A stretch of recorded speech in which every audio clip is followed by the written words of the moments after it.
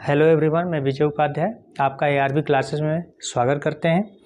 अब देखिए बेटा, यहाँ पे हम लोग पिछली क्लास में फिजिक्स का आपने सेकेंड सेट जो था BT कोड का, उसमें हम लोगों ने 4 क्वेश्चन तक सॉल्व कर लिया था। ओके, अब इसके आगे हम लोग 5 नंबर क्वेश्चन से सॉल्व करते हैं। ओके, अब देखते हैं बेटा, 5 का क नंबर का क्वेश्चन जो है दिया गया है कि 20 सेंटीमीटर फोकस दूरी का एक अपसारी लेंस एवं 30 सेंटीमीटर फोकस दूरी का एक अभिसारी लेंस एक ही मुख्य अक्ष में परस्पर 15 सेंटीमीटर दूरी पर रखे हैं।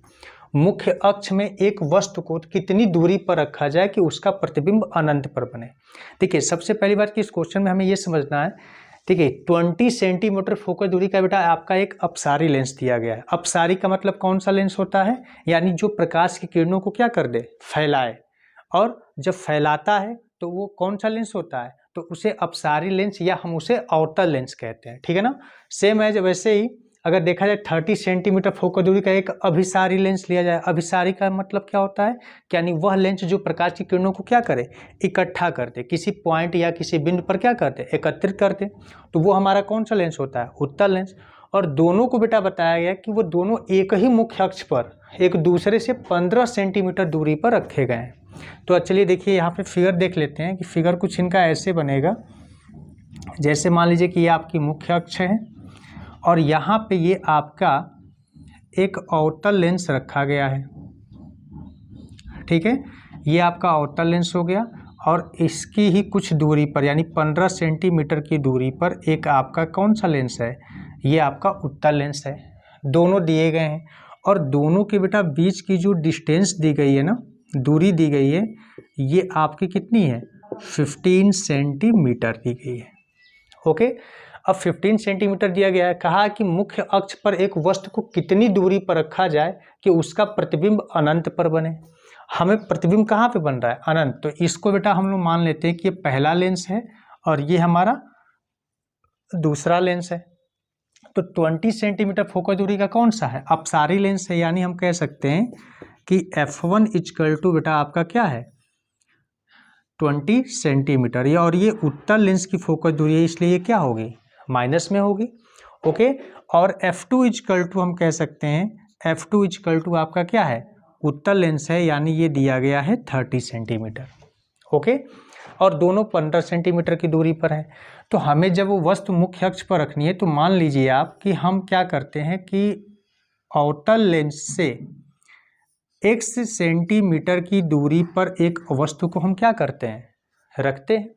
और जब x सेंटीमीटर की दूरी पे आप वस्तु को रखोगे तो मान लो कि यहाँ से इसका एक मुख्य अक्ष के समांतर रेखा जाएगी जो अपवर्तन के पश्चात ऐसे जाएगी, इसको हम पीछे ले आएंगे और एक आपका क्या हो जाएगा, हम मुख्य अक्ष पर ही एक रेखा जाएगी जो सीधे निकल जाएगी, इसको पीछे लाएंगे तो इधर ही कहीं कट करेगा।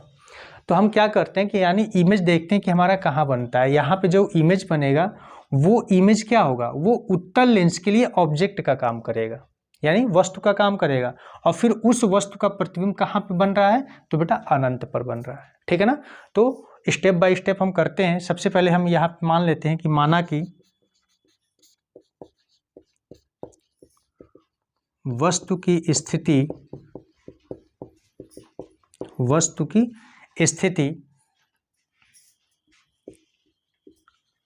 अवतल लेंस से, वस्तु की स्थिति अवतल लेंस से x सेंटीमीटर की दूरी पर है। ओके, अब अवतल लेंस से x सेंटीमीटर की दूरी पर है, यानी हम ये कह सकते हैं, अतः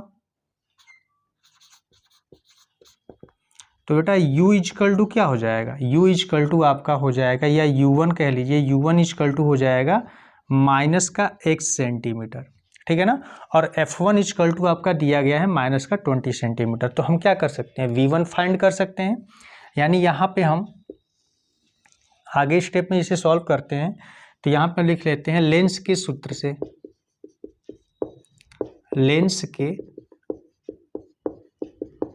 से, लेंस का सूत्र क्या होता है बेटा? तो 1 अपॉन हम यहाँ पे लगा लेंगे F1 equal to 1 upon V1 minus का 1 अपॉन U1। ओके, तो F1 की वैल्यू पुट कर लेंगे तो यहाँ पे क्या हो जाएगा 1 अपॉन माइनस का 20 इजकल टू 1 अपॉन V1 की वैल्यू आपको पता नहीं है, माइनस 1 अपॉन U1 की वैल्यू बेटा कितनी है, U1 की वैल्यू हमने माना है माइनस का x, तो ये हो जाएगा माइनस का x, माइनस माइनस क्या हो जाएगा बेटा प्लस हो जाएगा, तो 1 अपॉन माइनस का 20 equal to 1 upon V1 plus 1 upon x हो जाएगा। अगर हम V1 की वैल्यू पुट कर मान निकालते हैं तो x को इस साइड लाना पड़ेगा, तो ये हो जाएगा आपका 1 upon V1 equal to minus का 1 अपॉन 20 और माइनस का 1 अपॉन क्या हो जाएगा x हो जाएगा। अगर बेटा हम इसका एलसीएम लेते हैं, एलसीएम लोगे तो क्या हो जाएगा 1 अपॉन V1 इजकल टू ये 20 और x, इस दोनों का एलसीएम हो जाएगा, 20 से 20 कैंसिल हो जाएगा, तो ये आपका x हो जाएगा, यानी माइनस का x और माइनस x से x कैंसिल हो जाएगा, तो ये हो जाएगा 20 माइनस का 20।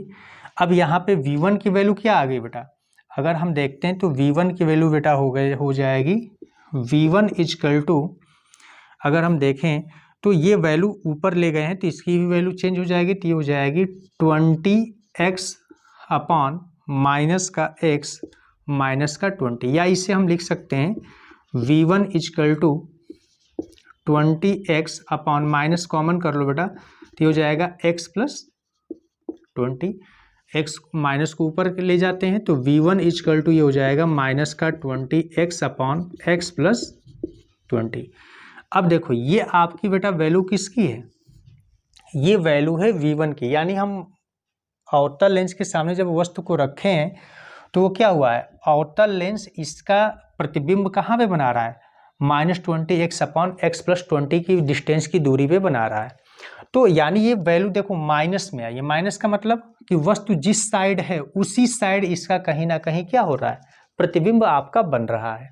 तो हम क्या करते हैं, प्रतिबिंब जब हमारा इधर बन रहा है तो अब वो प्रतिबिंब क्या करेगा, उत्तल लेंस के लिए किसका काम करेगा, वस्तु का काम करेगा, और वस्तु का काम करेगा तो देखिए चूंकि यह जो डिस्टेंस है ये अवतल लेंस से दूरी है और उत्तल लेंस यहाँ 15 सेंटीमीटर इससे और पीछे है, तो हम क्या करते हैं उत्तल लेंस के लिए ये दूरी और प्लस ये दूरी दोनों क्या हो जाएंगी, ऐड हो जाएंगी, और वो दूरी किसके लिए हो जाएगी, तो उत्तल लेंस के वस्तु की स्थिति को बताएगा। तो यहाँ पे हम क्या कर लेते हैं, यहाँ पे लिख लेते हैं उत्तल लेंस के लिए, उत्तल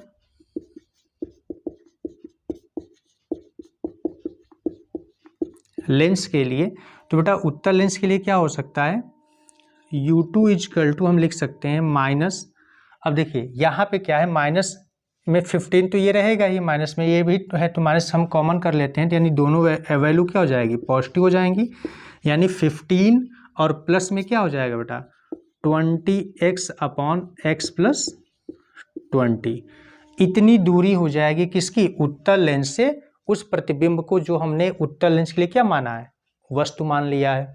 अब हम क्या करते हैं, इसकी वैल्यू ये U2 है और देखिए F2 की वैल्यू हमने यहाँ पे निकाल रखा है -30, तो लेंस के सूत्र से, लेंस के सूत्र से तो बेटा क्या हो जाएगा 1 अपॉन, अब यहाँ पे हम रख लेते हैं F2 equal to 1 upon V2 minus 1 upon U2। Okay, जब इसे सॉल्व करते हैं वैल्यू पुट कर लीजिए तो ये हो जाएगा 1 अपॉन F2 की वैल्यू बेटा कितनी है, तो 30 है, तो ये हो जाएगा 30 equal to 1 upon V2 minus 1 upon U2 की वैल्यू कितनी है, तो U2 की वैल्यू है बेटा माइनस का 15 plus 20x upon x plus 20, इतना हो जाएगा। तो देखिए ये वैल्यू जो है आपका ये ऊपर चेंज होता है, इसको हम जब सॉल्व करते हैं तो देखिए इसको हम यहाँ पे ऐसे लिख सकते हैं, यहाँ पे क्या हो जाएगा, ये देखिए पहली बात कि माइनस माइनस है तो माइनस माइनस क्या होता है, प्लस हो जाएगा, तो यहाँ पे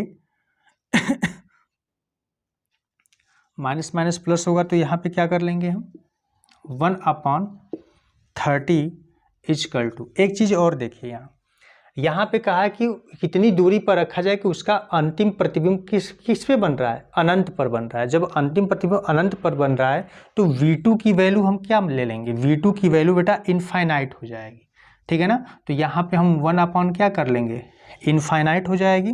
तो ये माइनस माइनस क्या हो जाएगा प्लस, और देखिए यहाँ पे मल्टीप्लाई कर लेंगे इसका, तो ये हो जाएगा 1 में 15x प्लस 15 टू जा 30 यानी 300, और प्लस में क्या है 20x है, और अपॉन में क्या है बेटा 20x, और अपॉन में है x प्लस का 20। ओके, ये इतनी वैल्यू हो जाएगी। ये इनफाइनाइट है, तो इनफाइनाइट में कोई भी वैल्यू जोड़ो या घटाओ कोई फ़र्क नहीं पड़ता। इसको हम यहाँ से हटा देंगे तो ये हो जाएगा 1/30 इजकल टू, देखो x प्लस 20 कहाँ चला जाएगा, ऊपर आ जाएगा, तो ये हो जाएगा x प्लस 20 अपॉन, देखो 15x और 20x कितना हो जाएगा 35x, और प्लस का क्या हो जाएगा ये 300 हो जाएगा। अब यहाँ पे हम क्या करते हैं, क्रॉस मल्टीप्लाई कर लेते हैं। क्रॉस मल्टीप्लाई करेंगे तो क्या आ जाएगा, तो देखिए यहाँ पे हम इसको 1 से मल्टीप्लाई कर लेंगे तो ये हो जाएगा 35x प्लस 300 इजकल टू 30 से x में मल्टीप्लाई करिए 30x, और प्लस 30 से 20 में मल्टीप्लाई करिए 3 2 जा 6 और 00 हो जाएगा 600। अब x को इस साइड लाते हैं, इस साइड ट्रांसफ़र करोगे तो 35x माइनस का 30x इजकल टू 600 माइनस का क्या हो जाएगा 300, तो ये हो जाएगा बेटा 5x इजकल टू 300, और 5 6 जा क्या होता है 30 होता है, तो x की वैल्यू कितनी आ गई 60 सेंटीमीटर। यानी आपसे बेटा क्वेश्चन में ये पूछा था कि कितनी दूरी पर रखा जाए कि उसका प्रतिबिंब अनंत पर बने, तो वह दूरी क्या हो जाएगी, यानी x हमने माना था कि वस्तु को हमने कहाँ पे रखा है x दूरी पे, यानी हम कह देंगे कि वस्तु को अवतल लेंस से 60 सेंटीमीटर की दूरी पर रखेंगे तो उसका प्रतिबिंब कैसा आएगा, उसका प्रतिबिंब दोनों लेंसों से बनने के बाद अनंत पर बन जाएगा। ओके, अब नेक्स्ट क्वेश्चन है हमारा कि स्पष्ट दृष्टि की न्यूनतम दूरी पर अंतिम प्रतिबिंब का बनना संयुक्त सूक्ष्मदर्शी के लिए उपयुक्त किरण आरेख द्वारा दर्शाइए तथा इसकी आवर्धन क्षमता का व्यंजक भी लिखिए। देखिए आवर्धन क्षमता का व्यंजक हम फार्मूले से यहाँ पे क्षमता का व्यंजक लिखना है, ठीक है ना, लेकिन आपको यहाँ पे क्या कहा गया है लिखना है, और आपको इसमें स्पष्ट दृष्टि की न्यूनतम दूरी पर अंतिम प्रतिबिंब का बनाना है कि अंतिम प्रतिबिंब जब बनता है तो उसका किरण आरेख क्या होता है। ओके, तो यहाँ पे हम देखते हैं, जैसे बेटा देखिए आराम से पहले हम किरण आरेख को देखेंगे। देखिए यहाँ पे इसकी आवर्धन क्षमता को बेटा प्रूफ नहीं करना है, सीधे सीधे कहा है कि आवर्धन क्षमता के व्यंजक को आप लिखिए, ठीक है ना। तो इसको हम देख लेते हैं।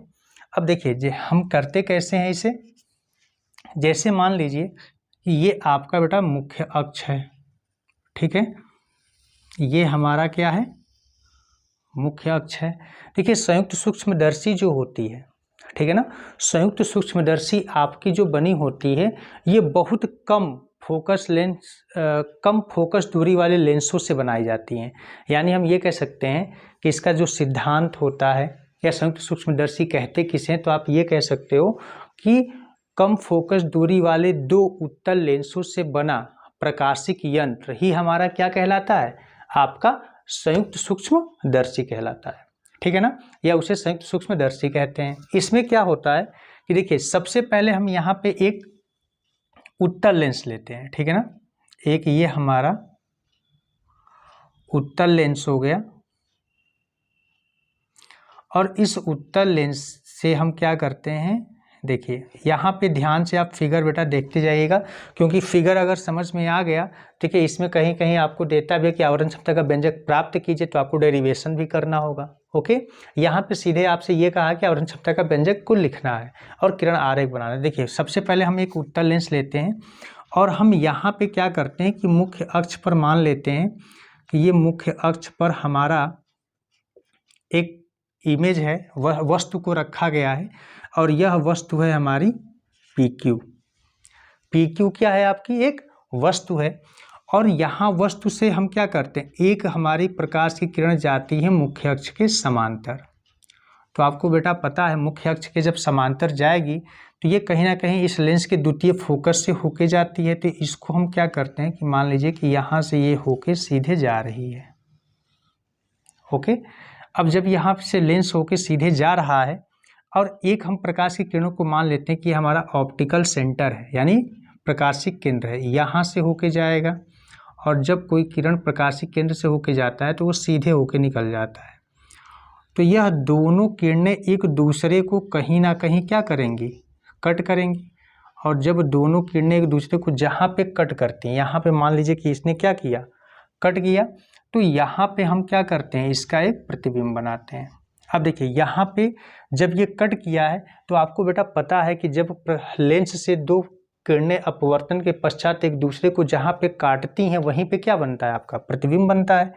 तो ये आपका बेटा क्या बन जाएगा, यहाँ पे ये आपका यहाँ पे प्रतिबिंब बन जाएगा, जिसका हम लोग नाम दे देते हैं, यहाँ पे वस्तु को हमने PQ माना है तो इसको बेटा हम लोग नाम दे देते हैं P' और Q'। ये हमारा प्रतिबिंब हो गया। अब हम क्या करते हैं कि देखिए ये जो लेंस है इसमें हमने आपको पहले ही बताया कि दो लेंसों से, तो एक लेंस हमारा ये हो गया। अब यहाँ पे इसके पास में हम ऑब्जेक्ट को रखें तो इसे बेटा हम कहते हैं अभिदृश्यक लेंस, यानी जिस लेंस के पास में वस्तु होती है उस लेंस को हम क्या कहते हैं, अभिदृश्यक लेंस कहते हैं। और जिस लेंस से हम देखते हैं, यानी जहाँ जिस नली, जो सूक्ष्मदर्शी में क्या होती है कि नली बनी होती है और उस नली से हम देखते हैं आंखों से, तो वहाँ के पास में ही एक और लेंस लगा होता है जिसको हम लोग कहते हैं बेटा क्या, उसको हम लोग कहते हैं नेत्रिका लेंस, ठीक है ना। तो यहाँ पे हमें क्या करना है कि ये जो एक दूसरे को कट कर रही है ना, इन्हीं के इतना ही बड़ा हमें क्या करना है, एक और उत्तल लेंस लेना है। यहाँ पे हमारा एक ये उत्तल लेंस हो जाएगा बड़ा सा, इसको आप लोग थोड़ा सा सही बनाइएगा, ठीक है। इसको हम भी कोशिश कर रहे हैं कि आप सही बने।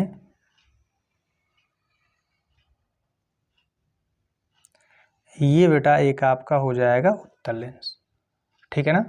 इसमें थोड़ा सा ये पार्ट ऊपर का ज़्यादा छोटा बन गया है, आप लोग इसे प्रकार से बनाएंगे तो और बेहतर बनेगा, ठीक है। ये हमारा एक उत्तल लेंस बनता है। तो देखिए यहाँ पे ये जो हमारा होता है, ये हमारा उत्तल लेंस जो होगा ये बेटा बड़ा होता है, ठीक है ना। आकार में क्या होता है, ये बड़ा होता है। आप इतना ध्यान रखिएगा, हमेशा अभिदृश्यक लेंस से आकार में नेत्रिका लेंस क्या होता है, बड़ा होता है, ठीक है ना। तो यहाँ पे क्या होगा, इसको ये नेत्रिका लेंस है इसलिए इसे हम क्या कहते हैं, ई से इंडिकेट कर लेते हैं, आई। अब यहाँ पे देखिए, यहाँ पे हम क्या करते हैं, यहाँ पे मान लीजिए कि हमारी आँख है और यहाँ से हम इसे क्या करते हैं, यहाँ से हम इसे देख रहे हैं, देखते हैं इस लेंस से, ठीक है ना। तो यहाँ पे हम क्या करते हैं, जब देखिए यहाँ पे ये जो अपवर्तित हुई किरणें हैं यह इस लेंस पे जब पड़ती हैं तो यहाँ पे ये क्या होता है, आप देखिए ये लेंस क्या करेगा, ये नीचे से आ रही हैं तो ये लेंस इनको अपने फोकस की तरफ क्या करेगा, मोड़ने की कोशिश करेगा। यानी ये लेंस जो है ये आपका कुछ इस तरह से होके चली जाएंगी, दूसरे लेंस से पड़ेंगी तो, और जब ये दूसरे लेंस से पड़ती हैं तो ये कुछ इस तरह से जाती हैं,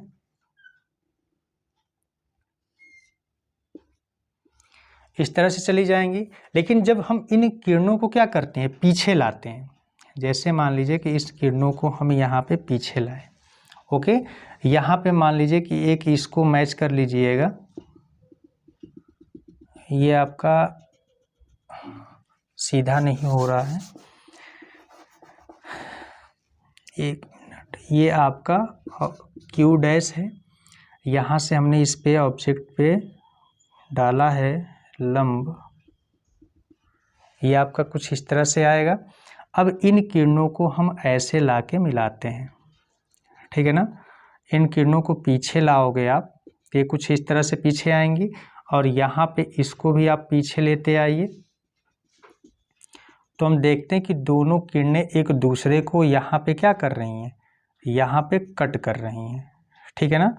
और जब दोनों किरणें एक दूसरे को यहाँ पे कट कर रही हैं तो यहाँ पे बेटा हमारा क्या बन जाएगा, एक प्रतिबिंब बनेगा, और यह प्रतिबिंब जो बनेगा बहुत ही बड़ा बनेगा। इसको हम लोग नाम दे देते हैं A, और ये हो जाएगा B, AB है। और यहाँ पे देखते हैं कि देखिए अब इसको हम लोग थोड़ा सा समझते हैं। यहाँ पे ये हमारा E हो गया, ये हमारा नेत्रिका लेंस से जो कोण बनता है इसको हम लोग बेटा बीटा कहते हैं। और यहाँ पे जो हमारा कोण बनता है ऑब्जेक्ट से लेंस पर, सरल सूक्ष्मदर्शी आपने पढ़ा होगा, तो आँख पर बनने वाला कोण जो होता है वो आपने पढ़ा होगा। तो आँख पर बनने वाला कोण हमारा बीटा होता है, ऑब्जेक्ट से जो हमारा लेंस पे बनता है वो कोण हमारा क्या होता है, अल्फा होता है। तो यहाँ पे हम क्या करते हैं कि इन किरणों को आपको, आई होप, उम्मीद करते हैं कि ये आपको समझ में आ गया होगा। ओके, अब देखिए यहाँ पे अब स्टार्टिंग से थोड़ा सा फिर से मैं बताने की कोशिश कर रहा हूँ। देखिए ऑब्जेक्ट को मैंने रखा, दो किरणें गई, एक मुख्य अक्ष के समांतर गई तो यहाँ से होके गई, एक प्रकाशीय केंद्र से गई, दोनों एक दूसरे को कट कर दिया, तो P डैश Q डैश। देखिए P डैश Q डैश जो है वो आपके इस पहले वाले लेंस का, चलिए यहाँ पे हम अभिदृश्यक जो लेंस है इसको बेटा हम लोग कहते हैं अभिदृश्यक लेंस। तो यह अभिदृश्यक लेंस का क्या है, इमेज है, प्रतिबिंब है। लेकिन नेत्रिका के लिए यह प्रतिबिंब ही इसका क्या है, वस्तु का काम कर रहा है, और इस वस्तु के कारण यहाँ पे इसका प्रतिबिंब यहाँ पे बना हुआ है। ठीक है ना। अब यहाँ पे हम क्या करते हैं, ये हमारा बीटा हो गया, ये हमारा अल्फा हो गया। अब देखिए यहाँ पे ही हम मान लेते हैं कि जब हम बीटा कोण लेते हैं, अब देखिए अगर डेरिवेशन जब हमें करना होता है तो डेरिवेशन में हम क्या कर लेते हैं, आवर्धन क्षमता m इक्वल टू बीटा अपन क्या होता है, अल्फा होता है। तो अल्फा को यहाँ से तो एक्चुअली नहीं इंडिकेट कर सकते हैं, तो हम मान लेते हैं कि हमारा जो ये वस्तु है ना, यह इतनी ही ऊंचाई पर एक आपका यहाँ पे स्थित है। ठीक है ना, नेत्रिका के लिए। और नेत्रिका के यहाँ से क्या कर रहा है, यह अल्फा कोण आपका ये बना रहा है, ये बन जाएगा अल्फा कोण। इसको आप मान लीजिए कि ये क्या है, आपका m है। अब यहाँ से ही हम क्या करते हैं, सारे इमेज, ये आपका एक आवर्धित रूप में प्रतिबिंब आपका प्राप्त होता है। और जब हमें लेंस संयुक्त सूक्ष्मदर्शी की आवर्धन क्षमता का फार्मूला का डेरिवेशन जब करना होता है तो हम बेटा यहाँ पे ही एक समरूप त्रिभुज को लेते हैं, कि यहाँ पे लेते हैं, किसको लेते हैं, ठीक है ना, पी क्यू डैश ओ और फिर ओ पी क्यू। अब देखिए इसमें क्या है कि हम हर एक चीज़ को डिफाइन भी कर दे रहे हैं ताकि आपके लिए आसानी हो जाए। तो अगर देखिए यहाँ पे हम क्या करते हैं, ओपी जो है, ओपी जो है ये आपके अभिदृश्यक लेंस के लिए है। तो ओपी इक्वल टू हम कह सकते हैं कि यह माइनस का क्या है, यूओ है। ओके, यानी अभिदृश्यक के लिए क्या है, ऑब्जेक्ट की दूरी है। अगर हम बात करते हैं पी डैश ओ की, यानी ओ पी डैश, तो ओ पी डैश देखिए अभिदृश्यक के लिए यह तो प्रतिबिंब की दूरी है, यानी इसको हम लोग कह सकते हैं वी नॉट। लेकिन अगर हम नेत्रिका की बात करते हैं तो नेत्रिका के लिए यह ऑब्जेक्ट का काम कर रहा है, यानी पी डैश ई जो है यहाँ पे क्या हो जाएगा, E P dash equal to, इसको बेटा हम लोग कह सकते हैं माइनस का यू ई। अब देखिए यहाँ पे आपको ये चीज़ समझना होगा, हमने ओपी के लिए इसे वी नॉट लिया है पॉजिटिव, और इसी ई पी डैश को, इस साइड की दूरी को हमने निगेटिव लिया है। क्यों, क्योंकि देखिए इस लेंस की ये दूरी क्या है, दाएं साइड है, और इस लेंस की यह दूरी क्या है, बाएं साइड है। तो इसके लिए ई डैश पी की जो वैल्यू होगी वो क्या होगी, माइनस का यू। और यहाँ पे नेत्रिका के लिए जो यहाँ पे प्रतिबिंब बनेगा वो ई और क्या हो जाएगा, बी, यानी ई बी इजकल टू इसके लिए हो जाएगा, ये भी आपका इसी वस्तु के साइड ही बना है, तो ये हो जाएगा माइनस का वी ई। और जो आपका बेटा यहाँ पे कहा है कि स्पष्ट दृष्टि की न्यूनतम दूरी, तो जो ये प्रतिबिंब, यह बेटा स्पष्ट दृष्टि की न्यूनतम दूरी आपकी डी पे बनी है। ठीक है ना। अब यहाँ पे देखिए, यहाँ पे एक्चुअली थोड़ा सा ये देखिएगा, ध्यान रखिएगा, क्षमता का व्यंजक लिखिए नहीं है, इसमें आपको बेटा प्रूफ करना है। ठीक है ना, व्यंजक प्राप्त कीजिए। ओके, ये थोड़ा सा मिस्टेक हो गया था, इसमें व्यंजक आपका डेरिवेशन भी करना है। ओके, अब यहाँ पे देखिए व्यंजक को हमें प्राप्त भी करना है, तो हम कैसे करते हैं, यहाँ पे ये इतनी सारी चीज़ें आपने समझ लिया। अब देखिए एक्चुअली थोड़ा सा, अब यहाँ पे देखिए जो डिस्टेंस हमने यहाँ पे लिखा है, इस चीज़ को आप लोग फिगर से थोड़ा सा ध्यान रखिए, क्योंकि हम इसे मिटा रहे हैं। डेरिवेशन जब हमें करना है थोड़ा स्पेस चाहिए, और फिगर की हमें ज़रूरत भी बेटा पड़ेगी। अगर मैं फिगर मिटा दूंगा तो फिर आपको ये यहाँ बता नहीं पाऊँगा कहाँ पे वैल्यू हम कैसे पुट कर रहे हैं। ठीक है ना। तो सबसे पहले चलिए हम देखते हैं, इसमें इसको मैं हटाता हूँ, धीरे धीरे इसको इसी में देखा जाएगा। यहाँ पे हम क्या करते हैं, देखिए सबसे पहले हम लेते हैं कि देखिए संयुक्त सूक्ष्मदर्शी की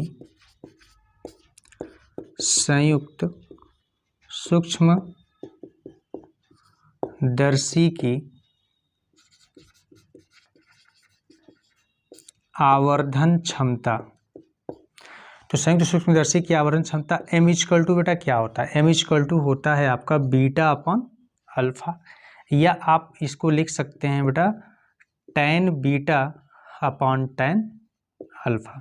अब हमने यहाँ पे tan क्यों ले लिया, ये आपको पता है, आपको बेटा बताया गया था कि जो tan लिया जाता है, ठीक है ना, tan हम इसलिए लेते हैं क्योंकि हम लेंसों पे क्या करते हैं, आधार और लंब, इन्हीं दोनों को हम इंडिकेट कर सकते हैं, इन्हीं दोनों के बीच की दूरियों को हम क्या कर सकते हैं, इमेज यू वी के रूप में क्या करते हैं, प्रदर्शित करते हैं। इसलिए हमने क्या किया, tan दोनों में tan को ले लिया है, ठीक है ना।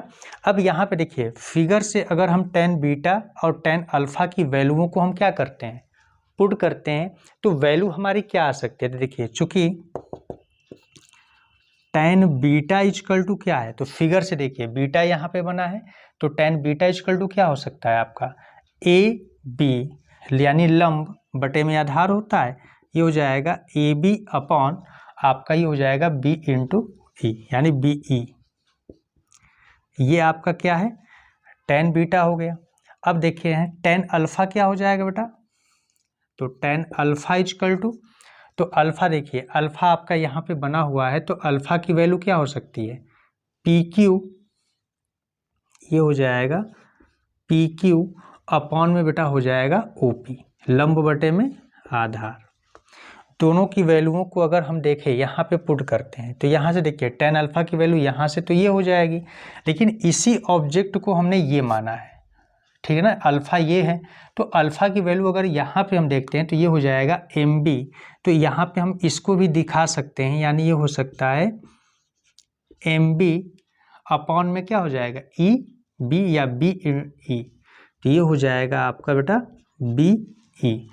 तो इस दोनों वैल्यूओं को अगर हम पुट करते हैं, ठीक है ना, यहाँ पे थोड़ा सा देखिए यहाँ पे एडजस्ट करते हैं इसे, फिगर की भी हमें ज़रूरत है, तो यहाँ पे देखिए अगर दोनों की वैल्यूओं को हम पुट करते हैं तो कैपिटल M इक्वल टू क्या हो जाएगा, tan बीटा की वैल्यूओं को रखेंगे हम, तो tan बीटा की वैल्यू है बेटा A B upon B into E, upon में tan अल्फा की वैल्यू है आपका एम बी अपॉन में B into E, M B upon B E, okay. अब देखिए ये बी ई से बी ई क्या हो जाएगा, कैंसिल हो जाएगा, आपका बचेगा क्या, तो यहाँ पे m इक्वल टू आप लिख सकते हो ए बी अपॉन में बेटा क्या हो जाएगा एम बी, और ए बी अपॉन जब एम बी होगा तो यहाँ पे हम चीज़ इसको देख सकते हैं। अब देखिए यहाँ पे हम क्या करते हैं कि अंश और हर दोनों में हम क्या कर दें कि p डैश q डैश और q dash p dash q dash से हम क्या कर दें, ऊपर नीचे गुणा और भाग कर दें, तो वैल्यू में कोई अंतर तो आएगा नहीं, यानी हमारा m इक्वल टू हो जाएगा, मान लीजिए m इक्वल टू आपका हो गया a डैश b डैश से हमने ऊपर गुणा कर दिया, इसके साथ हमने mb को ले लिया, ओके, और इनटू यहाँ पे हमने क्या कर दिया, ऊपर हमारा क्या बचा ab बचा है, तो ये हो गया ab, और इसके साथ हमने बेटा इसको ले लिया, ab है ही, इसके साथ हमने किसको ले लिया, सॉरी यहाँ पे एक चीज़ का थोड़ा ध्यान दीजिए, p डैश q डैश से हमें मल्टीप्लाई करना है ना, a डैश b डैश तो है ही नहीं, यहाँ पे हमें क्या करना है p डैश q डैश से गुणा कर दिया, और हमने इसी में क्या कर दिया p डैश q डैश से भाग कर दिया, ओके। अब यहाँ पे देखिए ये p dash q dash M B और A B p dash q dash ये क्या है, तो आप यहाँ पे बेटा देख सकते हो, इसको हम लोग क्या कहते हैं, आवर्धन कहते हैं।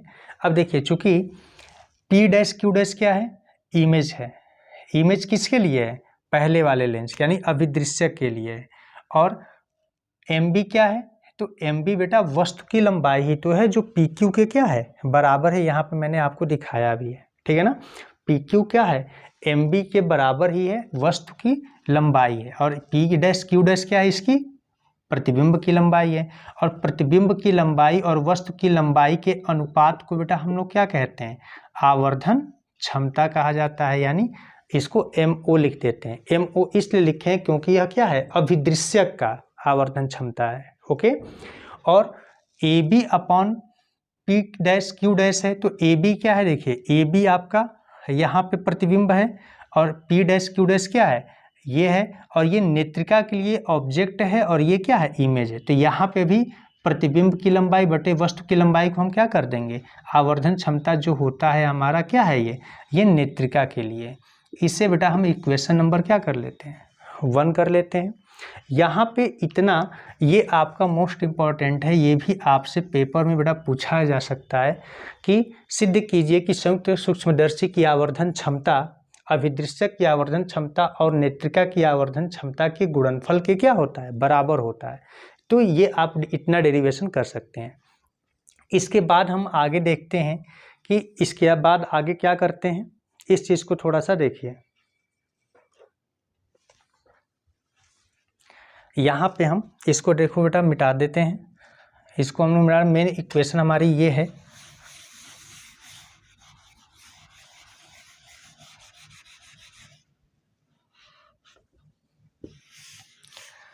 यहाँ पे अब देखिए, अब हम लोग त्रिभुज लेते हैं। त्रिभुज देखिए, त्रिभुज OPQ, त्रिभुज OPQ सर्वांगसम त्रिभुज OP dash Q dash, OP dash Q dash सर्वांगसम क्या होता है, तो आपने हाई स्कूल में पढ़ा होता है बेटा कि किसी भी त्रिभुज में दो त्रिभुज अगर हैं तो उनकी भुजा भुजा भुजा या कोण कोण भुजा या भुजा कोण भुजा अगर इक्वल हैं तो वह क्या होते हैं, सर्वांगसम, यानी उनके संगत जो भुजाएं होती हैं वो आपस में क्या होती हैं, संगत भुजाओं का अनुपात आपस में क्या होता है, बराबर होता है। अब यहाँ पे देखिए, यहाँ पे हमने क्या देखा कि ये देखिए QPO 90 डिग्री है, यहाँ पे Q dash P dash O 90 degree है।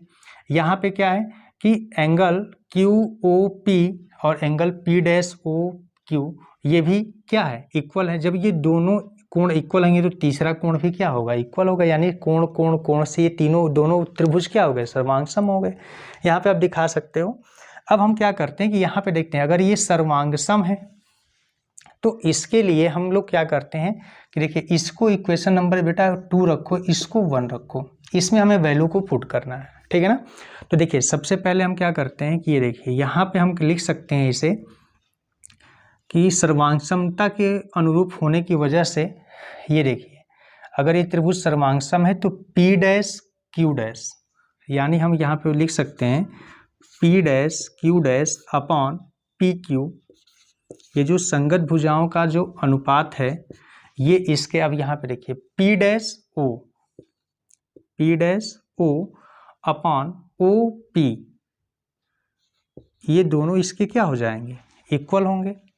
तथा यहाँ पे आप देखिए एक चीज़ और यहीं पे इंडिकेट कर देता हूँ मैं कि देखिए P डैश O क्या है, तो बेटा P डैश O जो है, P डैश O ये आपके अभिदृश्यक लेंस की प्रतिबिंब के बीच की दूरी है, यानी ये क्या हो जाएगा, इसको हम लोग V0 कह सकते हैं।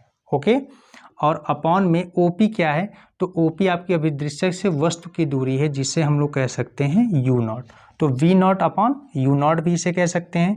तथा अब देखिए त्रिभुज दूसरा ले लेते हैं हम, त्रिभुज EBA सर्वांगसम त्रिभुज EP dash Q dash, EP dash Q dash. Okay, अब यहाँ पे देखिए, जब ये दोनों त्रिभुजों में देखते हैं तो ये त्रिभुज में देखते हैं कि EBA और EP डैश Q ये बड़े वाले त्रिभुज के अंदर ही ये छोटा वाला त्रिभुज है, तो सीधी सी बात है ये क्या होगा, सर्वांगसम होगा। और सर्वांगसमता की दशा में ये क्या हो सकता है, तो देखिए यहाँ पे हम इनकी लंबाई को ले लेते हैं, यानी AB अपॉन क्या हो जाएगा, P डैश Q डैश। यहाँ पे हम लिख सकते हैं AB upon P dash Q dash equal to, ये आपका बेटा हो जाएगा, इसमें हम कह सकते हैं कि EB upon E P dash, E B upon E P dash. और इनकी वैल्यूओं को अगर लिखते हैं, देखिए ई बी क्या है, तो ई और बी ये बेटा नेत्रिका के लिए, यानी यहाँ पे हम कह सकते हैं कि यह नेत्रिका की क्या है, प्रतिबिंब की दूरी है। और इस प्रतिबिंब की दूरी को हमने क्या माना है, डी लिया है, ठीक है ना। स्पष्ट दृष्टि की न्यूनतम दूरी पर ये प्रतिबिंब बना हुआ है, तो डी ले लेते हैं, तो ये हो जाएगा माइनस का डी, क्योंकि वस्तु की ओर ही ये प्रतिबिंब बना है, तो माइनस का डी हो जाएगा। अपॉन ई पी डैश क्या है, तो ई पी डैश यहाँ पे देखिए यह वस्तु की दूरी थी, किसकी, नेत्रिका की, तो ये हो जाएगा आपका यू ई, ये भी माइनस का होगा, तो माइनस से ये माइनस क्या हो जाएगा, कैंसिल, तो ये हो जाएगा D upon U E. Okay, अब यहाँ पे देखिए कि समीकरण 1 में अगर हम P dash Q dash upon P Q यहाँ पे लिखा गया है। अब देखिए P dash Q dash upon M B, ये क्या है, पी क्यू वस्तु ही तो है, ये दोनों इसके क्या होंगे, एम बी, ए भी वस्तु की लंबाई थी, पी क्यू भी वस्तु की लंबाई थी, दोनों को हमने क्या दिखाया था नीचे, अभी आपको इक्वल दिखाया था, यानी तो P dash Q dash M B कह लो या पी डैश क्यू डैश कह लो, सॉरी पी क्यू कह लो, ये दोनों आपस में बराबर है, तो इसकी जगह पे हम क्या लिख सकते हैं, वी नॉट और यू नॉट लिख सकते हैं।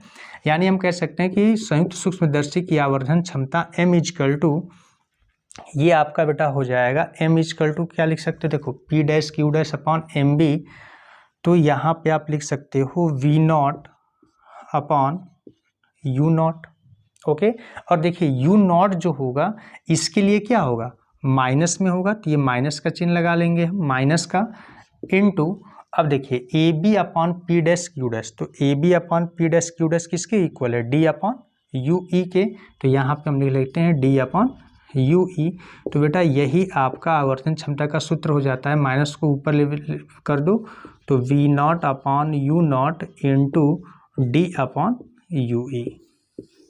ओके, थोड़ा सा बोर्ड छोटा है, इस वजह से बार बार हमें मिटाना भी पड़ा, लेकिन इमेज आई होप अगर आपको नहीं समझ में आता है दोबारा वीडियो देखिएगा, हमने एक एक पॉइंट को आपको अच्छे से बताया है, तो आई होप कि समझ में आ जाएगा, ठीक है ना। तो ये हमारा बेटा क्या हो गया, आवर्धन क्षमता का सूत्र है। इसमें भी हम कई सारे परिवर्तन कर सकते हैं, जब स्पर्श प्लेट की न्यूनतम दूरी पर बनता है, प्रतिबिंब हमारा अनंत पे बनता है, तो इन सभी में हम क्या कर सकते हैं, चेंजिंग कर सकते हैं। तो यहाँ पे हमने एक जो डेरिवेशन ये बताया इसी में इंक्लूड कर दिया है, इसको भी आप लोग थोड़ा सा ध्यान रखें, क्योंकि आई होप ये भी पेपर में पूछा जा सकता है। ओके, अब नेक्स्ट क्वेश्चन देखते हैं हम लोग। तो सेतु का सिद्धांत लिखिए, दिए गए परिपथ में अमीटर द्वारा मापी गई धारा ज्ञात कीजिए। देखिए व्हीटस्टोन सेतु का सिद्धांत लिखना है। व्हीटस्टोन सेतु क्या होता है, तो व्हीटस्टोन ने क्या बताया था, उन्होंने क्या किया कि 4 प्रतिरोधों को उन्होंने लिया और ऐसे उनको परिपथ में समायोजित किया कि उससे एक अज्ञात प्रतिरोध का हम क्या कर सकें, मान निकाल सकें। तो उस प्रतिरोध को ही हम क्या, उस परिपथ को ही हम लोग क्या कहते हैं, व्हीटस्टोन सेतु कहते हैं। लेकिन व्हीटस्टोन सेतु का सिद्धांत क्या दिया गया, तो इसी बेस पे व्हीटस्टोन सेतु का सिद्धांत ये आता है कि किन्हीं भी 2 संलग्न भुजाओं का प्रतिरोध शेष 2 संलग्न भुजाओं के प्रतिरोधों के अनुपात के क्या होता है, बराबर होता है, जिसको हम लोग P upon Q equal to R upon S से प्रदर्शित करते हैं। यहाँ पे P Q R S जो होते हैं ये बेटा 4 प्रतिरोध होते हैं, ठीक है ना। तो आपको बेटा यहाँ पे हम सिद्धांत लिख नहीं रहे हैं, आप लोग आई होप इसको लिख लीजिएगा, जो हमने बताया उसको लिख सकते हैं और फार्मूला भी लिख सकते हो। व्हीटस्टोन सेतु के सिद्धांत से फार्मूला आपका बनता है P upon Q equal to R upon S। Okay, अब यहाँ पे हम देखते हैं कि दिए गए परिपथ में अमीटर द्वारा मापी गई धारा कैसे निकालते हैं। तो धारा बेटा देखिए कैसे फाइंड करेंगे हम। यहाँ पे देखिए सबसे पहले यहाँ पे देखिए परिपथ में आपके 20 ओम 20 ओम 20 ओम, यहाँ पे भी 20 20 20 दिया है। और सबसे पहले यहाँ पे 2 बॉक्स में देखिए, इसमें और इसमें हम देखते हैं, तो ये आपका अगर व्हीटस्टोन सेतु का यहाँ पे सिद्धांत लागू करते तो व्हीटस्टोन सेतु अगर संतुलन की अवस्था में होता है तो बीच वाले जो सर्किट होता है यानी परिपथ होता है, वायर जो जोड़ते हैं, इसमें धारा सप्लाई नहीं होती है, यानी धारा सप्लाई होती है आपकी इधर 2 संलग्न भुजाओं में, इधर 2 संलग्न भुजाओं में। सेम है अगर ऐसे ही यहाँ पे करते हैं तो यहाँ पे भी इन 2 संलग्न में क्या होगा, इसमें और इस 20 ओम में 20 ओम में धारा सप्लाई होगी, इसमें भी 20 ओम 20 में सप्लाई होगी, लेकिन 10 ओम में आपकी धारा सप्लाई नहीं होगी, दोनों 10 ओम में नहीं होगा। किसके सिद्धांत के अनुसार? तो व्हीटस्टोन सेतु के सिद्धांत के अनुसार। तो हम इसमें क्या करते हैं, जब इन दोनों में धारा सप्लाई नहीं करती होगी तो यानी ये दोनों रेजिस्टेंस हमारे किसी काम के नहीं है। तो अब हम क्या करते हैं कि यहाँ पे हमारा ये 3 रेजिस्टेंस हो गए हमारे श्रेणी क्रम में, ये 3 रेजिस्टेंस हो गए हमारे श्रेणी क्रम में। ओके, तो यहाँ पे हम क्या करते हैं, तो देखिए यहाँ पे आप लिख लीजिए 20 ओम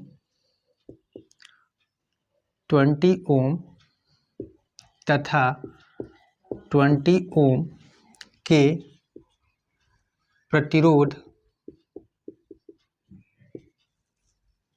यहाँ पे इसका नाम दे दीजिए थोड़ा सा, तब आपका क्लियर हो जाएगा। A B C D, यानी इसको नाम दे दीजिए E F G H।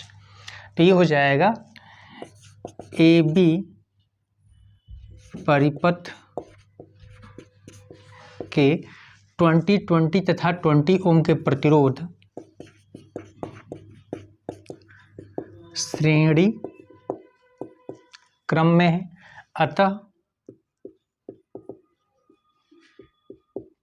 इनका तुल्य प्रतिरोध क्या हो जाएगा बेटा? तो R इजकल टू, या R1 कर लीजिए, R1 इजकल टू, देखिए यहाँ पे हम क्या करते हैं, R equal to R1 plus R2 plus R3 होता है, तीनों को ऐड कर लीजिए तो 20 प्लस 20 प्लस 20, यानी ये हो जाएगा 60 ओम। ओके, इसी प्रकार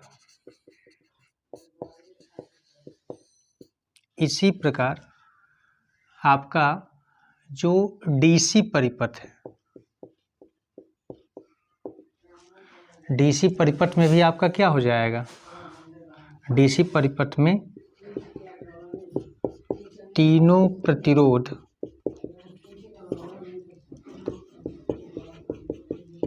श्रेणी क्रम में है, अतः इनका तुल्य प्रतिरोध, तो बेटा इनका तुल्य प्रतिरोध क्या हो जाएगा? देखिए अब इनका भी तुल्य प्रतिरोध इसी तरह हो जाएगा, R2 इक्वल टू, ये तीनों को भी आप ऐड कर सकते हैं, यानी 20 प्लस 20 प्लस 20 इक्वल टू, ये भी हो जाएगा 60 ओम। तो अब देखिए जब हमने इस सर्किट के पूरे वायर प्रतिरोधों को जोड़ के परिपथ को हमने 60 ओम लाया, इनको भी जोड़ के 60 ओम लाया, तो R1 व R2 अब किस में हो जाएंगे? समांतर क्रम में हो जाएंगे। चूँकि R1 तथा R2 समांतर क्रम में हैं, अतः इनका तुल्य प्रतिरोध, तो बेटा इनका तुल्य प्रतिरोध क्या हो जाएगा? तो R इजकल टू, डायरेक्ट आप वैल्यू लगा दीजिए R1 इंटू R2 अपॉन में R1 प्लस R2। तो यहाँ पे वैल्यू हो जाएगी R equal to R1 R2 की वैल्यू, दोनों की वैल्यू क्या है? 60 है, 60 इंटू 60 और यहाँ पे 60 प्लस 60, तो ये हो जाएगा आपका 6 6 जा 36 अपॉन ये 120, तो 0 से 0 कैंसिल हो जाएगा, 23 जा क्या होता है 36 और ये हो जाएगा 0, यानी R इजकल टू आपका बेटा कितना आ गया? 30 ओम आ गया। और देखिए पूरे परिपथ का आपका 30 ओम प्रतिरोध है और बैटरी आपका यानी विभवांतर दिया गया है 60 वोल्ट। तो परिपथ की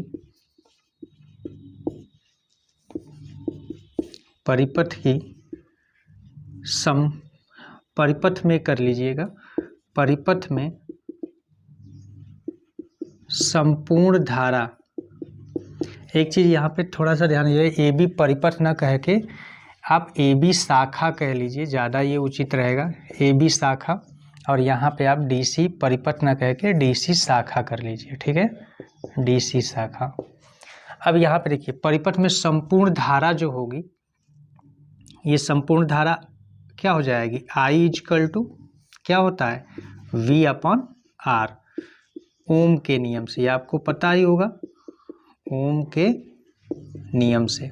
और जब ओम के नियम से ये वैल्यू आ जाएगी तो आप यहाँ पे क्या कर सकते हैं, वैल्यू को पुट कर लीजिए।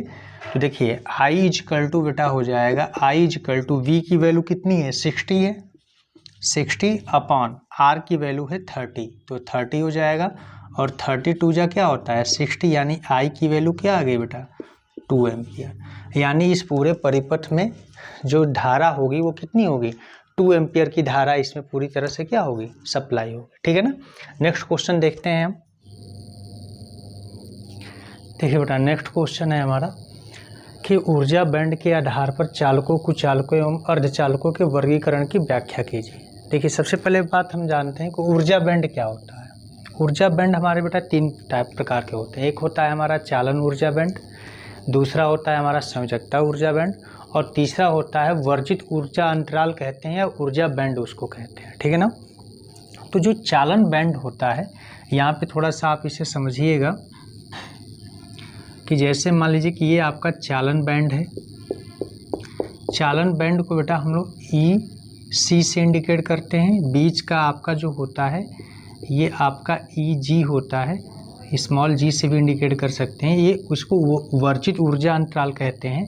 और ये आपका ई वी है जिसको हम लोग संयोजकता ऊर्जा बैंड कहते हैं। ठीक है ना। तो यहाँ पे क्या होता है कि चालक और कुचालक और अर्धचालक इन तीनों को हम इसी तीनों के बीच में क्या करते हैं डिफरेंस करते हैं। इन्हीं के आधार पर हम तीनों को बांटते हैं। कैसे बांटते हैं इसके बारे में आप लोगों ने पढ़ा होगा। फिलहाल हमारा क्वेश्चन है कि ऊर्जा बैंड के आधार पर चालकों, कुचालकों एवं अर्धचालकों के वर्गीकरण की व्याख्या कीजिए। इनकी व्याख्या हम कैसे कर सकते हैं इसको देखते हैं। जैसे अगर मान लीजिए यहाँ पे हमारा क्या है कि चालक की बात करते हैं।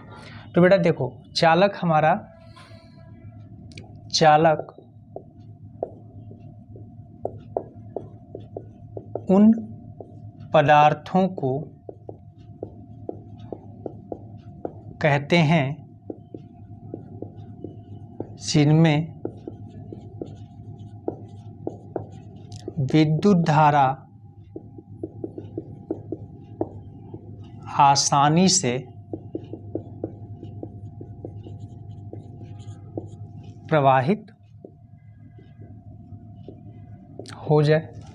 यानी यहाँ पे क्या होता है कि यदि चालक कोई भी वस्तु है, अगर पदार्थ है, अगर उसमें क्या होता है आसानी से विद्युत धारा प्रवाहित हो जाती है तो उसे चालक कह सकते हैं। ठीक है ना। अब जैसे में आपका है सबसे अच्छा चालक आपका माना जाता है चांदी, सिल्वर, एजी होता है। ठीक है ना। तो चांदी है, लोहा है, ये जितने भी हैं इन सब में क्या होता है धारा आसानी से प्रवाहित हो जाता है। इनका ऊर्जा बैंड के आधार पर अगर हम इसका व्याख्या करते हैं तो इसका फिगर जो होता है ये कुछ ऐसे बनता है। जैसे मान लीजिए कि ये आपका क्या हो गया ईसी हो गया। हमने बताया था कि ये क्या है चालन बैंड कहते हैं इसे। ये मान लीजिए कि आपका ऊर्जा अंतराल हो गया ईजी, और ये आपका क्या है संयोजकता बैंड है। तो यहाँ पे क्या होता है कि चालक में आपका बहुत सुगमता से अगर धारा प्रवाहित हो रही है तो इसमें बेटा जो ऊर्जा अंतराल होता है, ठीक है ना, वर्जित ऊर्जा बैंड यानी ऊर्जा बैंड भी कह सकते हैं। ऊर्जा बैंड के लिए कोई भी वैल्यू यानी स्पेस नहीं होता है। यानी हम ये कह सकते हैं कि चालक के लिए जो ऊर्जा बैंड की वैल्यू होती है वो क्या होती है, वो क्या होती है 0 होती है। ये भी क्वेश्चन में आपसे पूछा जाता है। ठीक है ना। अब हमको ये तो बताया गया है कि ऊर्जा बैंड किसे कहते हैं, ये सब चीज़ें बहुत पीछे हैं। अब उसी के आधार पर ये डिवाइड किया, जितना हमसे पूछा गया बेटा क्वेश्चन में उतना ही हमें जवाब देना है। तो ये आपका क्या हो गया चालक उन पदार्थों का जिसमें विद्युत धारा आसानी से प्रवाहित होती है। ये आपका ये फिगर बन गया। इसमें ईजी जो होता है यहाँ पे, यानी हम ये कह सकते हैं कि जो चालन ऊर्जा बैंड है और जो आपका संयोजकता ऊर्जा बैंड है ये दोनों एक दूसरे को यहाँ पे क्या कर रहे हैं ओवरलैप कर रहे हैं। यानी यहाँ पे बहुत ही आसानी से आपका इलेक्ट्रॉन एक दूसरे से क्या होते हैं ट्रांसफ़र होते हैं और एक दूसरे से बहुत तेज़ी से मूव करते हैं। तो यहाँ पे क्या होता है विद्युत इसमें आसानी से प्रवाहित हो जाती है। दूसरी बात आती है हमारी कुचालकों की। तो कुचालक बेटा उन पदार्थों को कहते, देखिए अब वैसे ही हम लिख दे रहे हैं, नहीं लिख रहे हैं, बता दे रहे हैं बस कि कुचालक हम उन पदार्थों को कहते हैं जिसमें विद्युत धारा क्या हो, प्रवाहित न हो।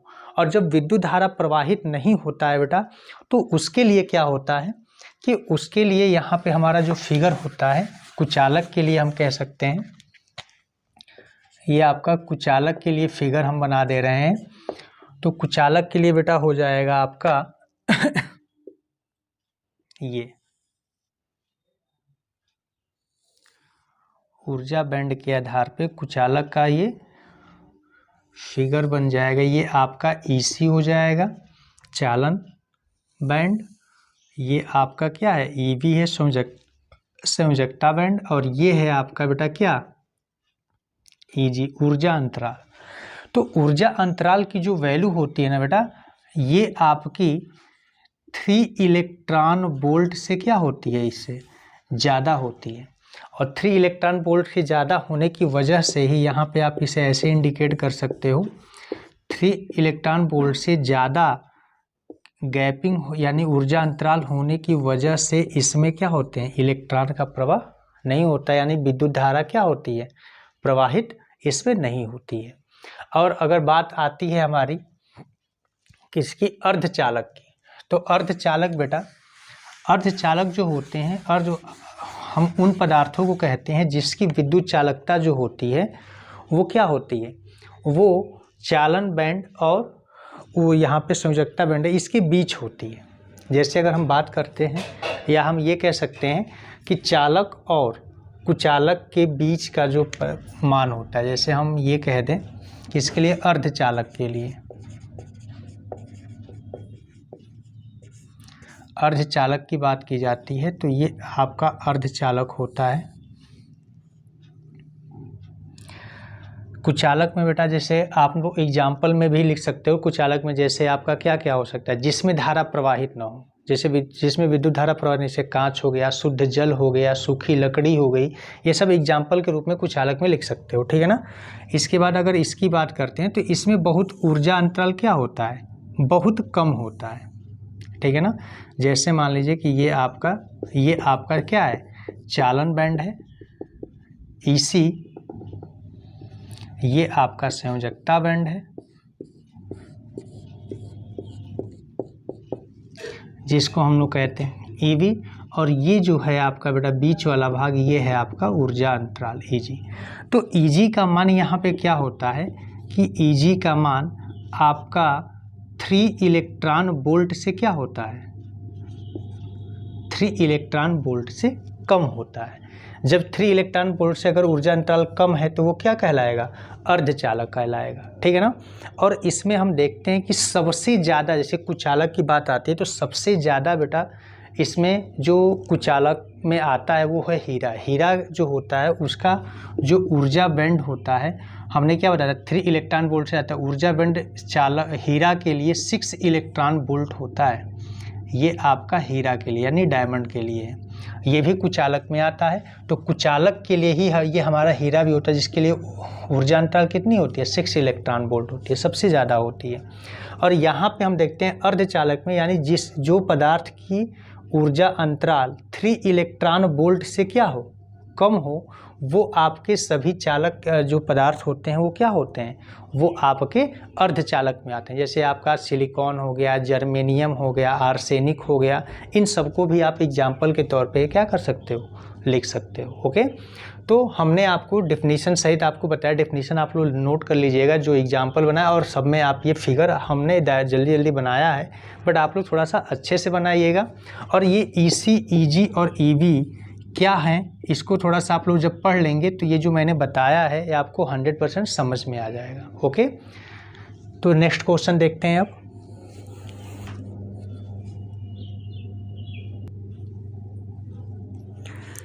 इसका बेटा अथवा क्वेश्चन देखते हैं। अथवा में दिया है कि किसी धारामापी वृत्ताकार कुंडली के केंद्र पर उत्पन्न चुंबकीय क्षेत्र की तीव्रता का व्यंजक प्राप्त कीजिए। तो इसके केंद्र में जो कोई वृत्ताकार आपका कुंडली है उसके केंद्र पर आपको क्या करना है, चुंबकीय क्षेत्र के व्यंजक प्राप्त करना है। चलिए आइए देखते हैं। इसमें हम लोग क्या करते हैं, तो यहाँ पे देखिए इसका मेन पूरा पार्ट आपका फिगर पे ही आधारित है। जैसे मान लीजिए कि ये आपकी एक वृत्ताकार कुंडली है, ठीक है ना, जो जिसकी त्रिज्या जो दी गई है, मान लीजिए कि इसकी त्रिज्या कितनी है, इसकी सेंटर को O कह दीजिए, इसको हमने M नाम दे दिया, और O M के बीच की जो दूरी है ना बेटा, वो आपकी स्मॉल a है। यानी जो वृत्ताकार कुंडली है वो स्मॉल a त्रिज्या की है, ठीक है ना। और इसके सेंटर पर ही हमें क्या करना है, चुंबकीय क्षेत्र की तीव्रता को निकालना है। तो हम क्या करते हैं, तो सबसे पहले चलिए यहाँ से हम देख लेते हैं। ये मान लीजिए कि ये एक एक्स एक्सिस है, इसके अक्ष से या इसके सेंटर से हम मान लेते हैं कि इतनी दूरी पे ही ये हमारा एक पॉइंट है P, जिस पर आपको विद्युत क्षेत्र की तीव्रता निकालनी है इस पूरे कॉइल के अकॉर्डिंग, यानी कुंडली के। वृत्ताकार लूप कह सकते हो, कॉइल कह सकते हो, कुंडली कह सकते हो आप। तो इसके कारण इस पर क्या करना है, हमें चुंबकीय क्षेत्र की तीव्रता को निकालना है। तो हम क्या करते हैं कि इस पूरे वृत्ताकार कुंडली को छोटे छोटे भाग मान लेते हैं। जैसे छोटे छोटे अल्पांश जो होते हैं, पार्ट इसके छोटे छोटे टुकड़ों में इसे कट कर लेते हैं। और यहाँ पे हम मानते हैं कि ये आपका टुकड़ा है CD, और ये टुकड़ा कह लो या अल्पांश कह सकते हो, और ये आपका एक अल्पांश है AB, और जिसकी लंबाई आपने कितनी ले लिया है, DL ले लिया। इसकी भी लंबाई बेटा कितनी हो जाएगी, DL हो जाएगी। और सेंटर से x अक्ष की डिस्टेंस पर आपका क्या है, यह बिंदु है जिस पर आपको तीव्रता को क्या करना है बेटा, फाइंड करना है, पता करना है, ठीक है ना। तो यहाँ पे हम क्या करते हैं, तो देखिए ये भी आपका सेंटर से कितनी दूरी पर होगा, तो ये भी बेटा वृत्त की त्रिज्या के बराबर ही होगा, यानी A पे ही होगा, A डिस्टेंस पे ही होगा। तो मान लीजिए कि जो अल्पांश है, यह चुंबकीय क्षेत्र जिस पे आपको फाइंड करना है, उससे आपका यह थीटा कोण कह लो, या आप मान लो कि ये फाई कोण बनाता है, ठीक है ना। जब ये फाई कोण बना रहा है, ये आपकी चुंबकीय क्षेत्र की तीव्रता है।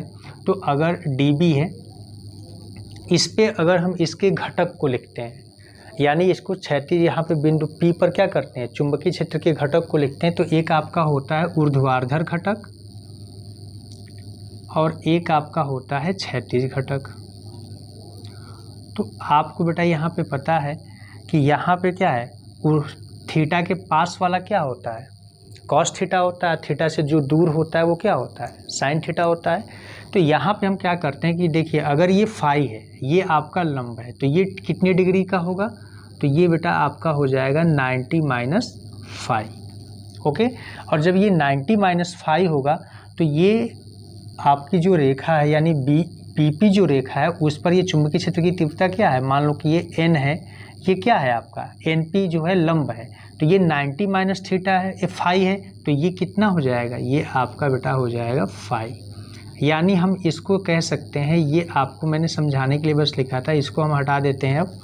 तो ये आपका क्या हो जाएगा, ये थीटा के पास वाला है, तो यहाँ पे एक आपका पास वाला क्या हो जाएगा, ये आपका बन जाएगा बेटा, इसको हम लोग कह देंगे DB कॉस फाई, और ये आपका बन जाएगा DB साइन फाई।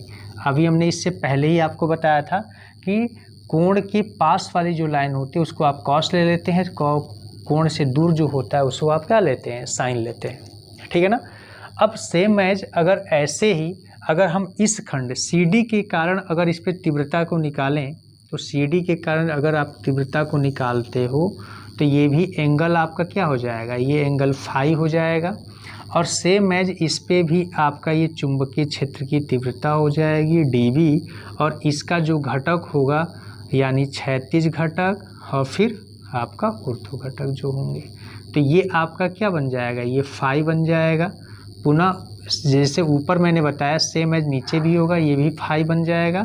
और यहाँ पे आपका ये जो हो जाएगा, ये DB कॉस फाई, और ये आपका ऊर्ध्वाधर घटक इसी पे होगा इसका, तो ये हो जाएगा DB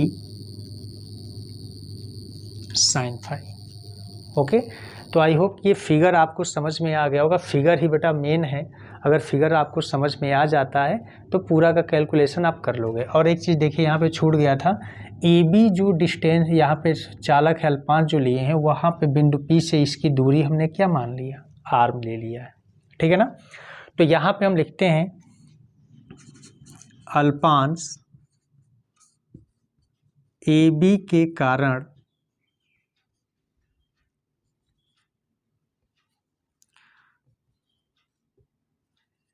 बिंदु P पर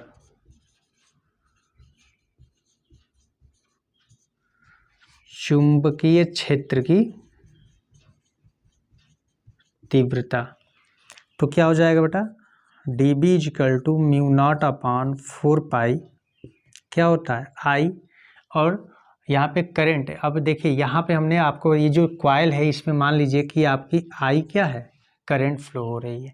तो आई और लंबाई इसके चालक के अल्पांश की कितनी है, तो डी एल, और यहाँ पे अपॉन में क्या हो जाएगा बेटा, ये आपकी डिस्टेंस है। तो क्या होता है, mu naught upon 4 pi I D L sine theta upon R square. तो ये आपका ये आर स्क्वायर हो जाएगा, और यहाँ पे हो जाएगा साइन। अब यहाँ पे देखिए थीटा की वैल्यू, तो साइन थीटा की वैल्यू यहाँ पे देखिए ये आपकी क्या है, त्रिज्या है, और ये इस पे स्पर्शी है। तो त्रिज्या स्पर्शी पे क्या होती है, लंब होती है, यानी साइन 90 डिग्री हो जाएगा। तो ये आपकी वैल्यू हो जाएगी D B equal to mu naught upon 4 pi I D L sine 90 degree की वैल्यू बेटा कितनी होती है, तो 1 होती है। तो ये हो जाएगा आर स्क्वायर। इसे हम इक्वेशन नंबर क्या कहते हैं, 1 कर लेते हैं। अब देखिए ए बी के कारण ऐसे निकाल लेंगे, ऐसे ही आपका सी डी के भी कारण आएगा। तो देखिए एक चीज़ मैं यहाँ पे ज़्यादा इसे लॉन्ग नहीं कर रहा हूँ, आपको मैं यहाँ पे समझा दे रहा हूँ। देखिए D B cos phi, D B cos phi, यह दोनों अल्पांश के कारण उत्पन्न चुंबकीय क्षेत्र की तीव्रताएं हैं, लेकिन ये एक दूसरे के क्या हैं, लंब, यहाँ पे एक दूसरे के अपोजिट डायरेक्शन में है। ये आपका सीधे इधर आ रहा है, यानी P से इसको मान लो कि ये आपका हो गया M और ये हो गया S। तो PS और PM एक दूसरे के अपोजिट हैं, लेकिन परिमाण में एक दूसरे के क्या होंगे, बराबर होंगे। तो ये एक दूसरे को क्या कर देते हैं, निरस्त कर देते हैं।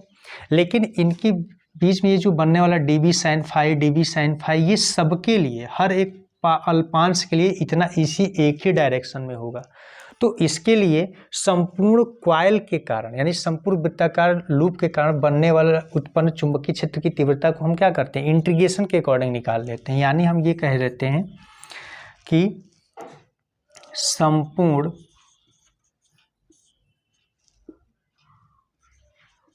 वृत्ताकार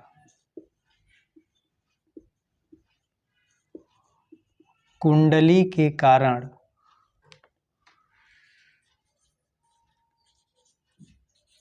बिंदु P पर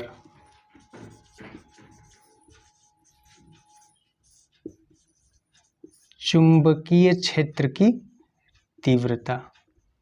तो बिंदु P पर चुंबकीय क्षेत्र की तीव्रता क्या हो जाएगा बेटा, टोटल ये हो जाएगा B equal to integration of dB, और ये है बेटा आपका साइन फाई। ओके, इसी का हम लोग क्या कर सकते हैं, इंटीग्रेशन कर लेंगे। तो अब देखिए यहाँ पे समीकरण 1 से dB का मान यहाँ पे पुट कर लीजिए, यहाँ पे लिख लीजिएगा समीकरण 1 से। तो अब देखिए B इक्वल टू क्या हो जाएगा, इंटीग्रेशन ऑफ dB का मान कितना है, mu naught upon 4 pi I D L upon R square sine phi. अब देखिए यहाँ पे हम क्या करते हैं कि साइन फाई का मान रख लेते हैं। तो देखिए साइन फाई का मान कितना है, तो B इक्वल टू ये हो जाएगा mu naught upon 4 pi integration of mu naught upon 4 pi I D L upon R square into, देखिए चूंकि साइन फाई इक्वल टू आप क्या लिख सकते हो, तो यहाँ पे चलिए यहाँ पे दिखा देते हैं, वहाँ पे अभी सॉल्व कर लिया जाएगा। चूंकि साइन फाई लिख लीजिए। अब देखिए चूंकि साइन फाई की वैल्यू क्या दिखा सकते हो आप,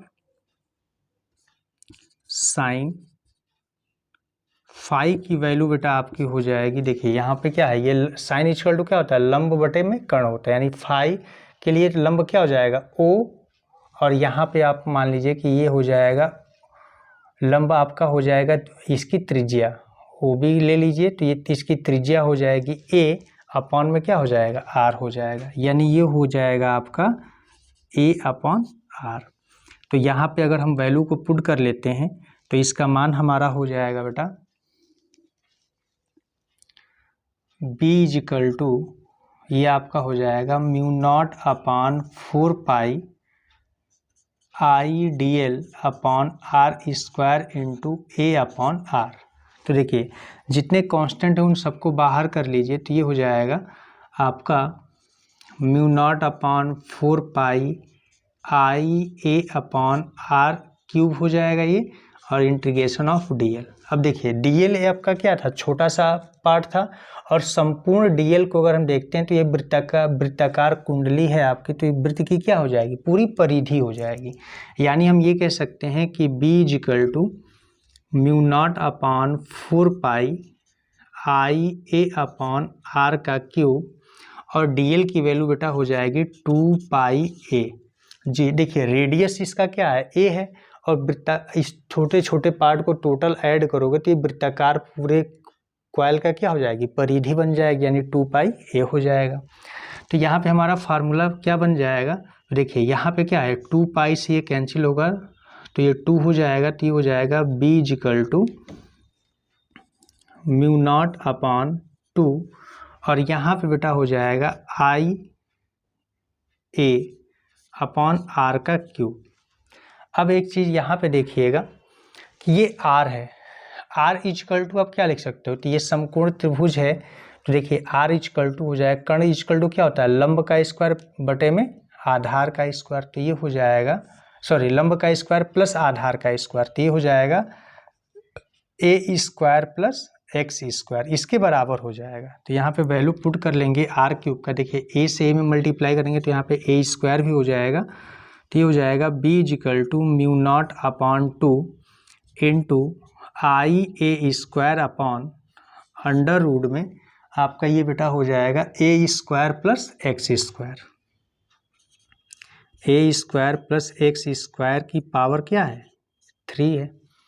अब देखिए यहाँ पे इसके आगे कैसे सॉल्व करते हैं, तो यहाँ पे हम इसको हटाते हैं।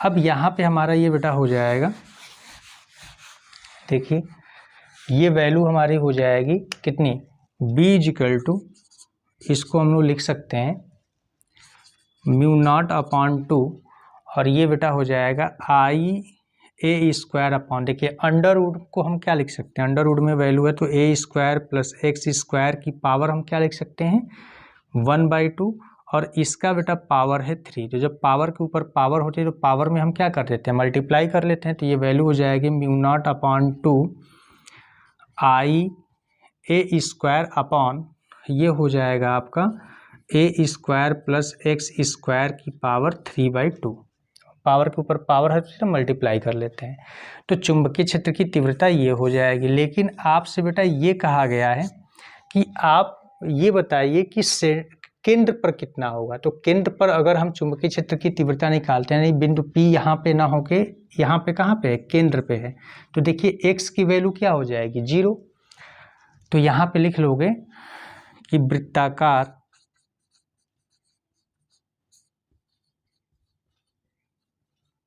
कुंडली के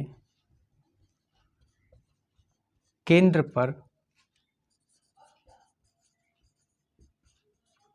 चुंबकीय क्षेत्र की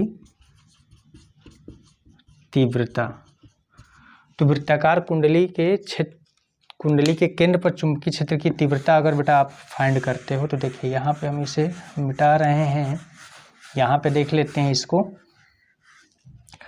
तो ये बेटा कितनी हो जाएगी, यानी केंद्र पर अगर निकालोगे तो ये P कहाँ पे है, x दूरी पर है, तो P हमारा कहाँ पे हो जाएगा, सेंटर पे, अर्थात हम कह सकते हैं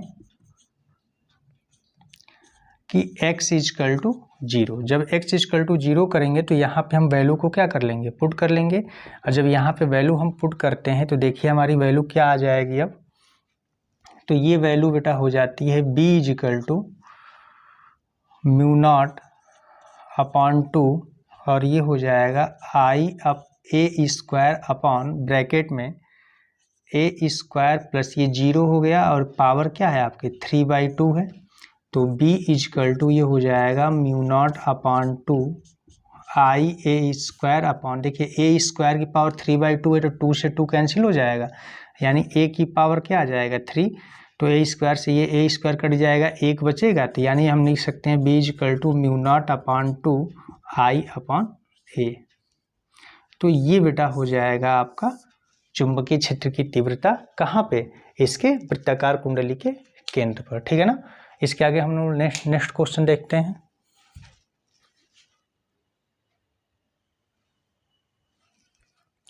इसमें बेटा अंगा नंबर को देखते हैं कि यदि ड्यूट्रॉन नाभिक तथा अल्फा कण की बंधन ऊर्जा प्रति न्यूक्लियन क्रमशः 1.25 मिलियन इलेक्ट्रॉन वोल्ट तथा 7.4 मिलियन इलेक्ट्रॉन वोल्ट हो तो निम्नलिखित अभिक्रिया में Q का मान ज्ञात कीजिए।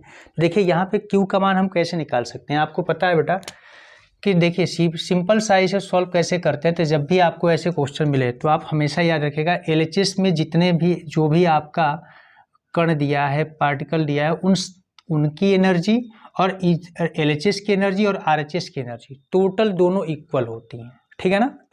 तो यहाँ पे हम क्या कर लेंगे, देखिए ड्यूट्रॉन का दिया है कि एक चीज़ यहाँ पे ध्यान दीजिएगा, आपको प्रति न्यूक्लियन दिया है, तो इसमें न्यूक्लियन कितने हैं 2 हैं और इसमें न्यूक्लियन कितने हैं 4 हैं।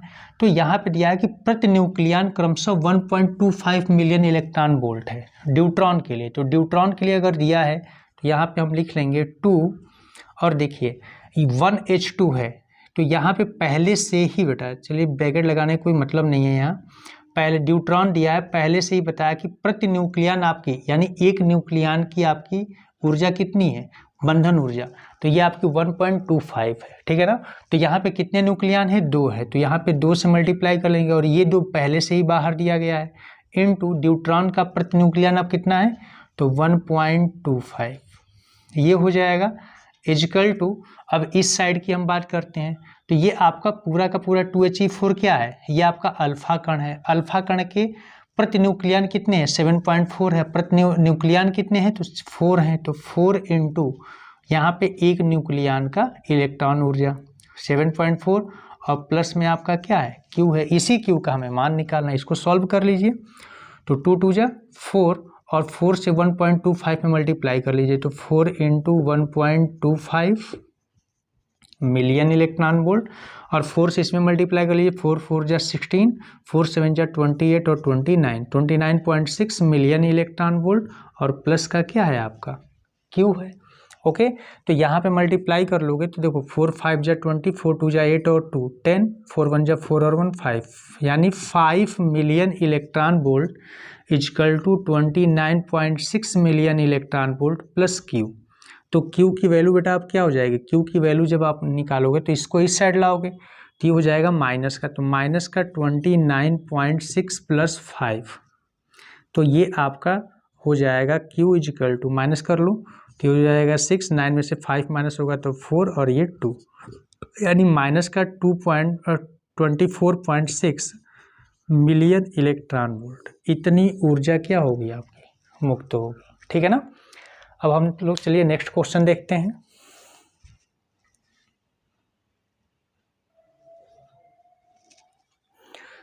ये क्वेश्चन दिया गया है बेटा कि आंशिक परावैद्युत पदार्थ से भरे समांतर पट संधारित्र की धारिता का व्यंजक प्राप्त कीजिए। देखिए यहाँ पे क्या है कि जो व्यंजक प्राप्त करने के लिए दिया है कि समांतर प्लेट में आपका आंशिक रूप से क्या किया गया है, आपका परावैद्युत पदार्थ भरा गया है, ठीक है ना। तो इस बेटा क्वेश्चन को हमने पिछले सेट में ही आपको पूरा का पूरा मैंने डेरिवेशन कराया है, तो आप वहाँ से आप इसे देख सकते हैं, ठीक है ना। इसको मैं दोबारा आप सॉल्व नहीं करा रहा हूँ, आप लोग इससे पहले वाला जो हमने सेट डाला है, फर्स्ट सेट जो है सेट नंबर 1, उसमें ये क्वेश्चन दिया गया था, तो उसमें हमने आपको प्रूफ भी कराया है, तो आप वहाँ से देख सकते हैं। अब इसके आगे जो नेक्स्ट क्वेश्चन जो दिया गया है कि यदि संधारित्र को 100 माइक्रोकुलाम तक आवेशित किया गया हो, यानी संधारित्र को क्या किया गया 100 माइक्रोकुलाम तक संधारित्र को आवेशित कर दिया गया है, तो संधारित्र के अंदर रखे गुटके का परावैद्युतांक कितना है 2 है, 2 हो तो यानी के इजकल टू आपका दिया गया है 2। तो संधारित्र के अंदर रखे परावैद्युत गुटके पर उत्पन्न प्रेरित आवेश ज्ञात कीजिए। देखिए प्रेरित आवेश के लिए अगर संधारित्र के अंदर जो गुटका रखा गया है 2 परावैद्युतांक वाला, तो सीधे सीधे आप निकालिए, चूंकि गुटके पर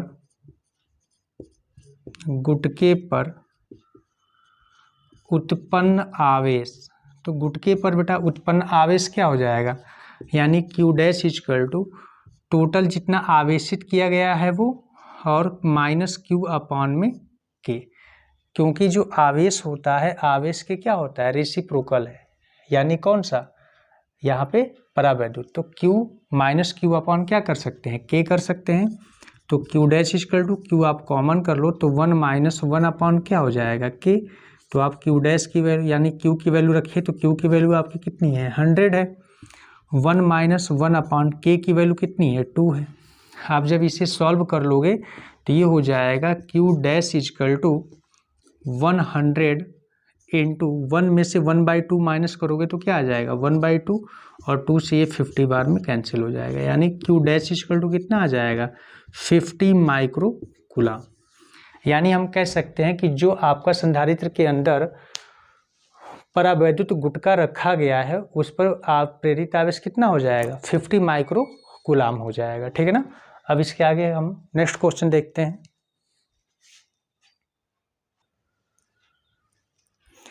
नेक्स्ट क्वेश्चन है बेटा हमारा कि इसी का अथवा है, ठीक ना, 6 नंबर का। स्थिर वैद्युत के गाउस नियम को लिखे था, इसकी सहायता से कूलम नियम का निगमन कीजिए। यहाँ पे हम क्या कर सकते हैं, देखिए वैद्युत के गाउस नियम को लिखे। वैद्युत का गाउस नियम क्या होता है, किसी बंद पृष्ठ से गुजरने वाला वैद्युत फ्लक्स उस बंद पृष्ठ से परिबद्ध कुल आवेश का क्या होता है, 1/ε0 गुना होता है। यानी हम ये कह सकते हैं कि गाउस के नियम से फाई ई इजकल टू आपका होता है Q/ε0। इसको जो हमने लैंग्वेज बताया है उस लैंग्वेज को आप लोग लिख लीजिएगा, यही आपके गाउस का नियम है, इसमें ये फार्मूला लिख देना है, ठीक है ना। अब हमारी बात आती है कि इसकी सहायता से कूलम नियम का निगमन कीजिए। कूलम का नियम हम कैसे निगमन करते हैं, तो मान लीजिए कि माना कि आपके पास एक कैपिटल R त्रिज्या का एक गोलीय आवेश है, ठीक है ना, गोलीय खोल है या आवेश, यहाँ पे कह सकते हैं गोलीय खोल है, जो आपका क्या है, कैपिटल R त्रिज्या का है। यहाँ पे आपकी इसकी त्रिज्या कितनी है, तो कैपिटल R है, और यह क्या है, इसके पृष्ठ पर संपूर्ण पृष्ठ पर क्या है, धनावेशित है, ये आवेशित है, ठीक है ना। और एक आपका स्मॉल r त्रिज्या का एक अन्य आपका पृष्ठ है जिस पर आपका एक बिंदु है P, जिस पर आपको वैद्युत क्षेत्र की तीव्रता क्या करनी है, आपको निकालनी है, ठीक है ना। तो हम क्या करते हैं कि गाउसीय पृष्ठ से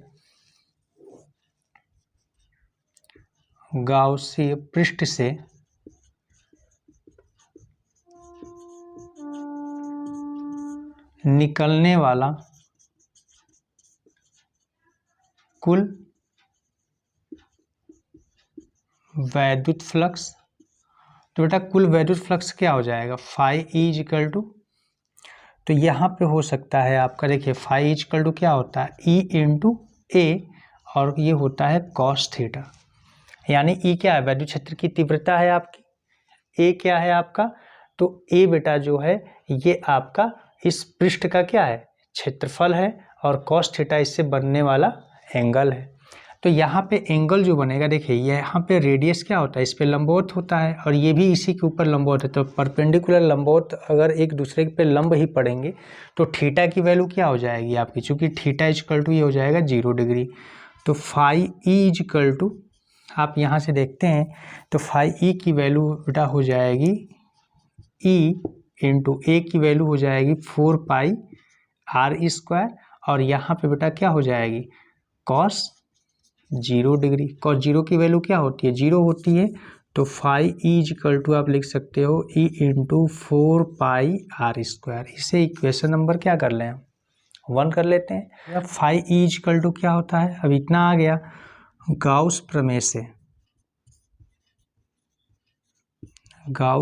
से क्या होता है बेटा, phi E equal to Q upon epsilon naught. Phi की वैल्यू पुट कर लूँ तो ये हो जाएगा E into 4 pi R square equal to Q upon epsilon naught. और यहाँ पे बेटा आपका हो जाएगा ये क्रॉस मल्टीप्लाई कर लो, देखो ई की वैल्यू निकालोगे तो ई इक्वल टू आपका कितना आ जाएगा, ई इक्वल टू हो जाएगा 1/4 पाई, ठीक है ना, अपॉन 4 पाई आ जाएगा, एप्सिलॉन नॉट को इसी के साथ ले लो तो 1/4 pi epsilon not Q upon में क्या हो जाएगा, आर स्क्वायर हो जाएगा। और यहाँ पे इसे इक्वेशन नंबर आप 2 कर लो, ठीक है ना। अब हम मानते हैं कि माना कि बिंदु P पर एक अन्य आवेश Q नॉट है, यानी बिंदु P पर हम क्या मान लेते हैं कि Q नॉट एक आवेश है। अब देखिए यहाँ पे Q नॉट आवेश रख देंगे तो यहाँ पे भी आपका आवेश है, तो इस पर क्या लगेगा, बल लगेगा। तो इस पर लगने वाला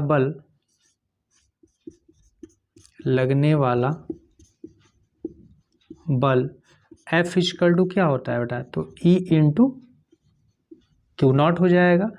तो जब E इंटू क्यू नॉट हो जाएगा तो समीकरण 2 से, अब देखिए E की वैल्यू यहाँ पे पुट कर लीजिए तो F इक्वल टू क्या हो जाएगा, E की वैल्यू 1/4 पाई एप्सिलॉन नॉट, और ये हो जाएगा Q upon R square into में क्या है आपका क्यू नॉट।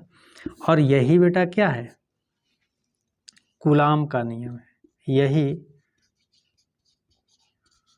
कूलाम का नियम है। ओके, यानी हमने क्या किया कि गाउस प्रमेय की सहायता का उपयोग करते हुए हमने कूलाम के नियम को फाइंड कर लिया, ठीक है ना। आपके क्वेश्चन में यही क्वेश्चन करना था। देखिए यहाँ पे जैसे मैंने फिगर बनाया है, आप इसको अपनी लैंग्वेज में लिख सकते हैं। ओके, नेक्स्ट क्वेश्चन देखते हैं।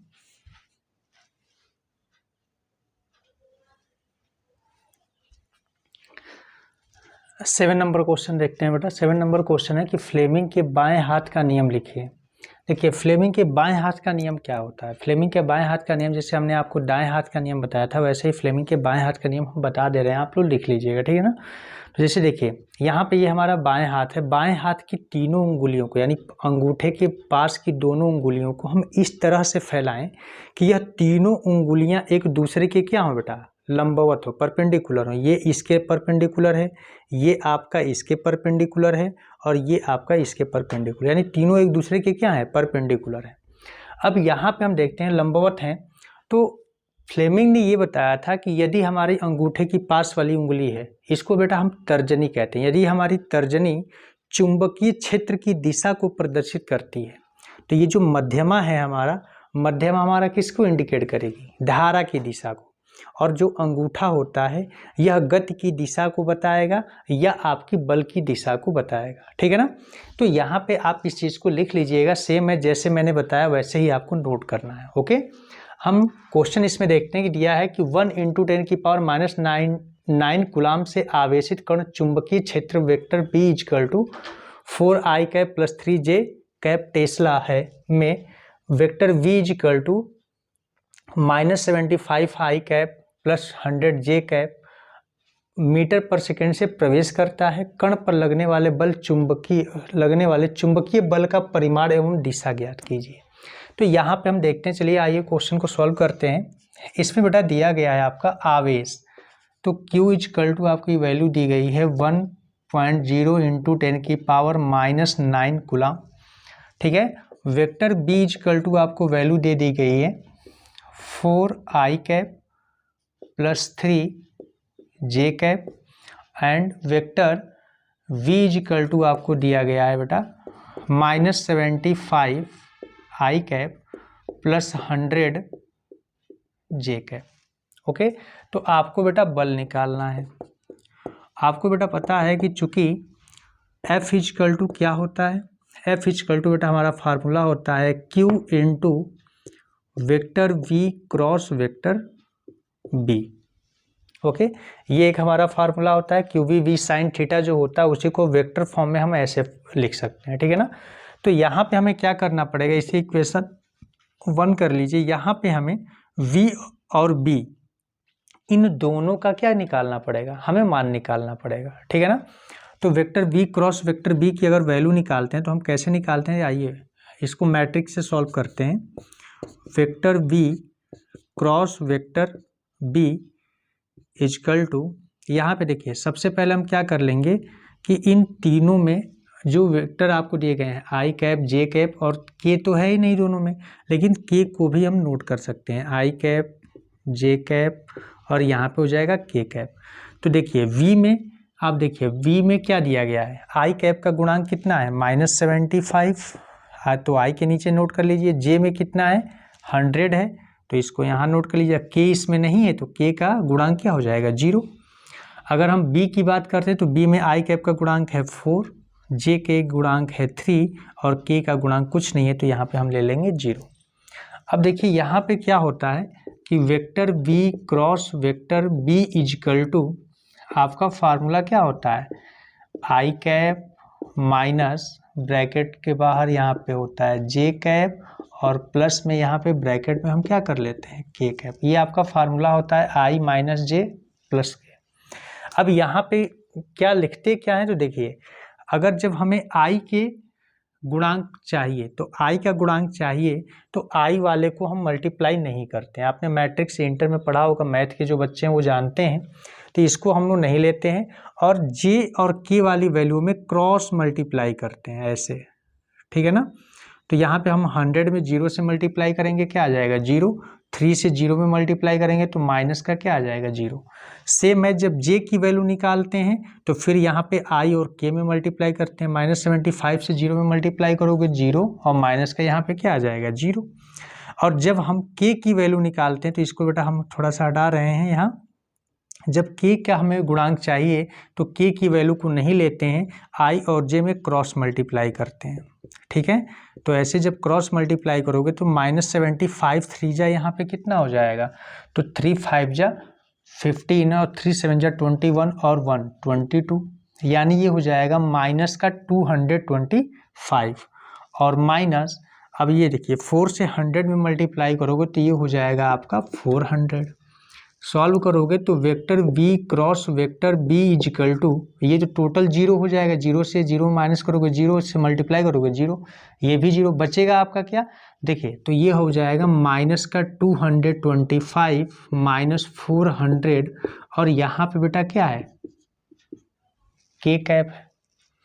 अब आप क्या कर सकते हैं कि यहाँ पे हम इसका क्या करते हैं, इसको ऐड कर लेते हैं। तो vector b cross vector B equal to, इसका परिमाण लेते हैं हम सिर्फ, तो परिमाण हमारा आ जाएगा माइनस का क्या आ जाएगा दोनों को माइनस माइनस प्लस होता है तो 625 क्या आएगा, ये के कैप आया और 625 के कैप आया। तो जब इसका हम परिमाण लेते हैं तो परिमाण को लेके इसमें हम क्या कर लेते हैं मल्टीप्लाई। अब यहाँ पे समीकरण 1 से हम इसके गुणांक को ले लेते हैं, तो f इजकल टू, देखिए q की वैल्यू कितनी है, तो q की वैल्यू बेटा आई है आपकी 1 × 10⁻⁹ इंटू, और vector b cross vector b की वैल्यू कितनी आई है आपका, तो ये आ गया है माइनस का 625। इसको मल्टीप्लाई कर लेते हैं तो f इजकल टू, देखिए प्लस माइनस क्या होता है माइनस 625 × 10⁻⁹ न्यूटन कह सकते हो, या पॉइंट की 2 डिजिट आप कैंसिल कर लो तो f इजकल टू -6.25 × 10⁻⁷ न्यूटन। ये आपका इसका क्या हो जाएगा परिमाण हो जाएगा। इसमें आपसे बेटा दिशा पूछी है, तो दिशा कैसे आप बताओगे, तो देखिए पहली बात कि यहाँ पे ये किसका गुणांक आया है के कैप का, के किसको रिप्रेजेंट करता है जेड अक्ष को, यानी जेड एक्सिस को के क्या करता है रिप्रेजेंट करता है। और यहाँ पे जो इसका परिमाण आया है यानी गुणांक आया है जो वो माइनस में आया है, यानी ये जेड अक्ष पे होगा, लेकिन क्या होगा उसके अपोजिट डायरेक्शन में होगा, जेड अक्ष पर विपरीत दिशा में होगा, इसकी दिशा हो जाएगी और ये इसका क्या हो जाएगा परिमाण हो जाएगा। ओके, नेक्स्ट क्वेश्चन देखते हैं।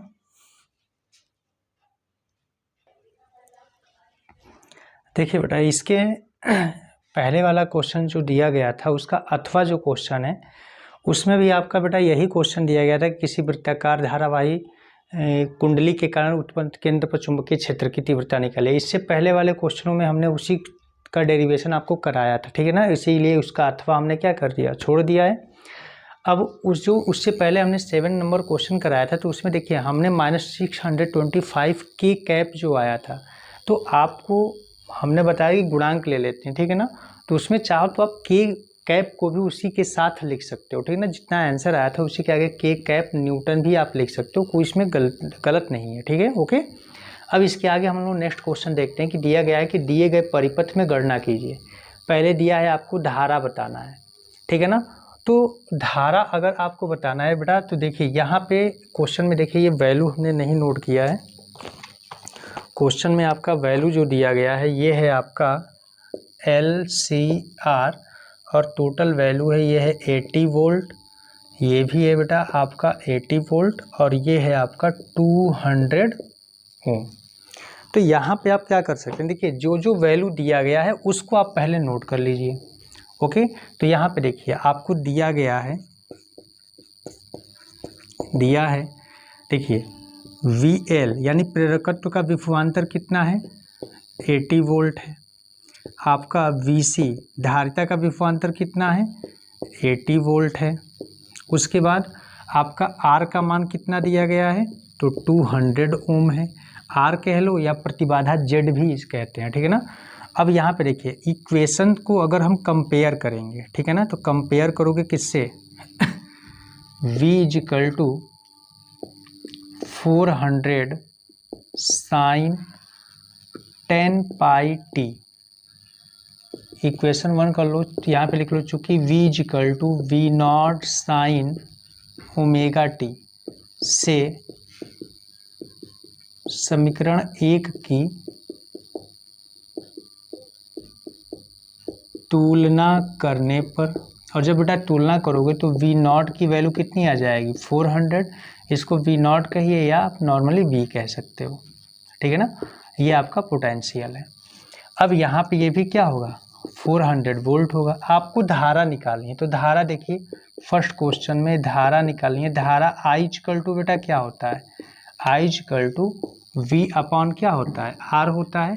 तो I = V या V0 की वैल्यू कितनी है, 400 अपॉन R की वैल्यू कितनी आई थी बेटा, तो यहाँ पे देखिए R की वैल्यू दिया गया है आपका 200, तो 200 कर लीजिए, तो ये हो जाएगा 2, यानी I की वैल्यू कितनी आ गई आपकी, 2 एम्पियर हो गया। सेकेंड नंबर आपका क्वेश्चन जो दिया गया है उसको देख लेते हैं। सेकेंड नंबर क्वेश्चन है आपका कि प्रतिरोध पर विभवांतर निकालिए। देखिए प्रतिरोध पर विभवांतर आप कैसे निकालते हो, तो प्रतिरोध पर विभवांतर आप निकालोगे तो यहाँ पे आप देख सकते हैं V = आपको ये पता है बेटा फार्मूला, V = अंडर रूट में VR² plus VL minus VC का स्क्वायर। ये फार्मूला आपको मैंने बताया था।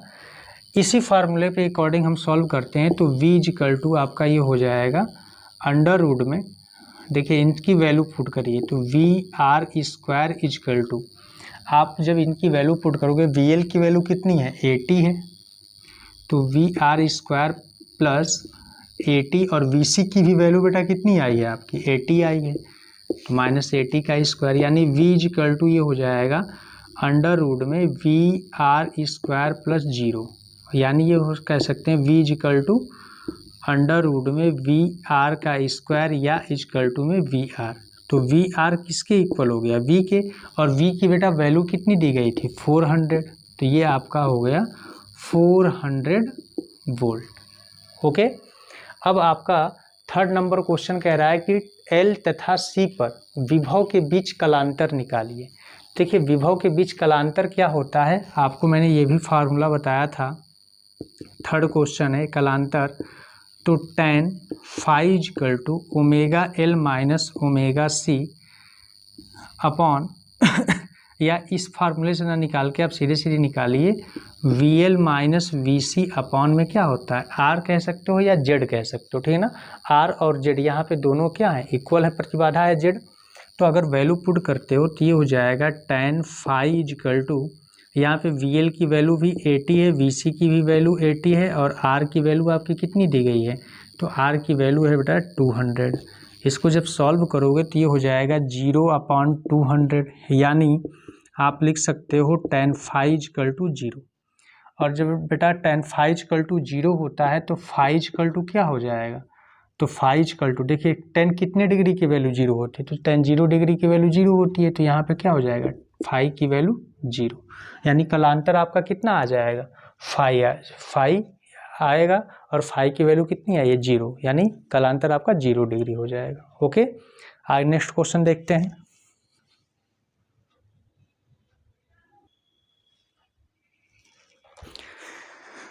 नेक्स्ट क्वेश्चन देखते हैं बेटा इसके आगे। इसी का अथवा है कि देहली आवृत्ति तथा निरोधी विभव की परिभाषा दीजिए। दो धातुओं A व B के कार्यफलन क्रमशः 2 इलेक्ट्रॉन वोल्ट तथा 4 इलेक्ट्रॉन वोल्ट हैं। धातुओं की देहली तरंगदैर्ध्यों में क्या अनुपात है। देखिए सबसे पहली बात क्या है कि देहली आवृत्ति को मैंने पिछले सेट में भी आपको बताया था कि देहली आवृत्ति आपतित प्रकाश विकिरण की वह न्यूनतम आवृत्ति है जो क्या करती है, वो इलेक्ट्रॉन उत्सर्जन को धातुओं की सतह से यानी सरफेस से इलेक्ट्रॉन का उत्सर्जन वो क्या करा सके, वह न्यूनतम आवृत्ति होती है, जिसे हम क्या कहते हैं, देहली आवृत्ति कहते हैं। देहली आवृत्ति को बेटा हम न्यू नॉट से इंडिकेट करते हैं और न्यू नॉट = हमारा क्या होता है, C/λ0 होता है, जहाँ λ0 क्या है आपका, क्या है, देहली तरंगदैर्ध्य है और C क्या है, प्रकाश का वेग होता है। ओके, अब आपका ये आया है निरोधी विभव। तो निरोधी विभव किसे कहते हैं, तो देखिए प्रकाश विद्युत प्रभाव के कारण प्लेटों के बीच संचालन और प्रकाश विद्युत प्रयोग में धारा बनाने में निकलने वाले जो इलेक्ट्रॉन होते हैं उनको रोकने के लिए जो आवश्यक वोल्टेज अंतर होता है, ठीक है ना, उसी को हम क्या कहते हैं, निरोधी विभव कहते हैं। एक्चुअली हम ये भी कह सकते हैं कि जो निरोधी विभव होता है वह आइंस्टीन के समीकरण में जो आपकी गतिज ऊर्जा होती है ना, उसी की क्या है, वो माप भी कहलाती है, जिसे हम निरोधी विभव कहते हैं, ठीक है ना। इसके बाद आपका दिया गया है कि दो धातुओं A व B के कार्यफलन क्रमशः दिए गए हैं, तो धातुओं की देहली तरंगदैर्ध्यों में क्या अनुपात होगा, इसको हमें पता करना है, ठीक है ना। तो हम देखते हैं क्या हो सकता है। डेफिनेशन आप लोग नोट कर लीजिएगा। इनके कार्यफलन दिए गए हैं तो देहली आवृत्ति क्या हो सकती है, तो उसको देखते हैं। तो देखिए यहाँ से हम इसको सॉल्व करते हैं।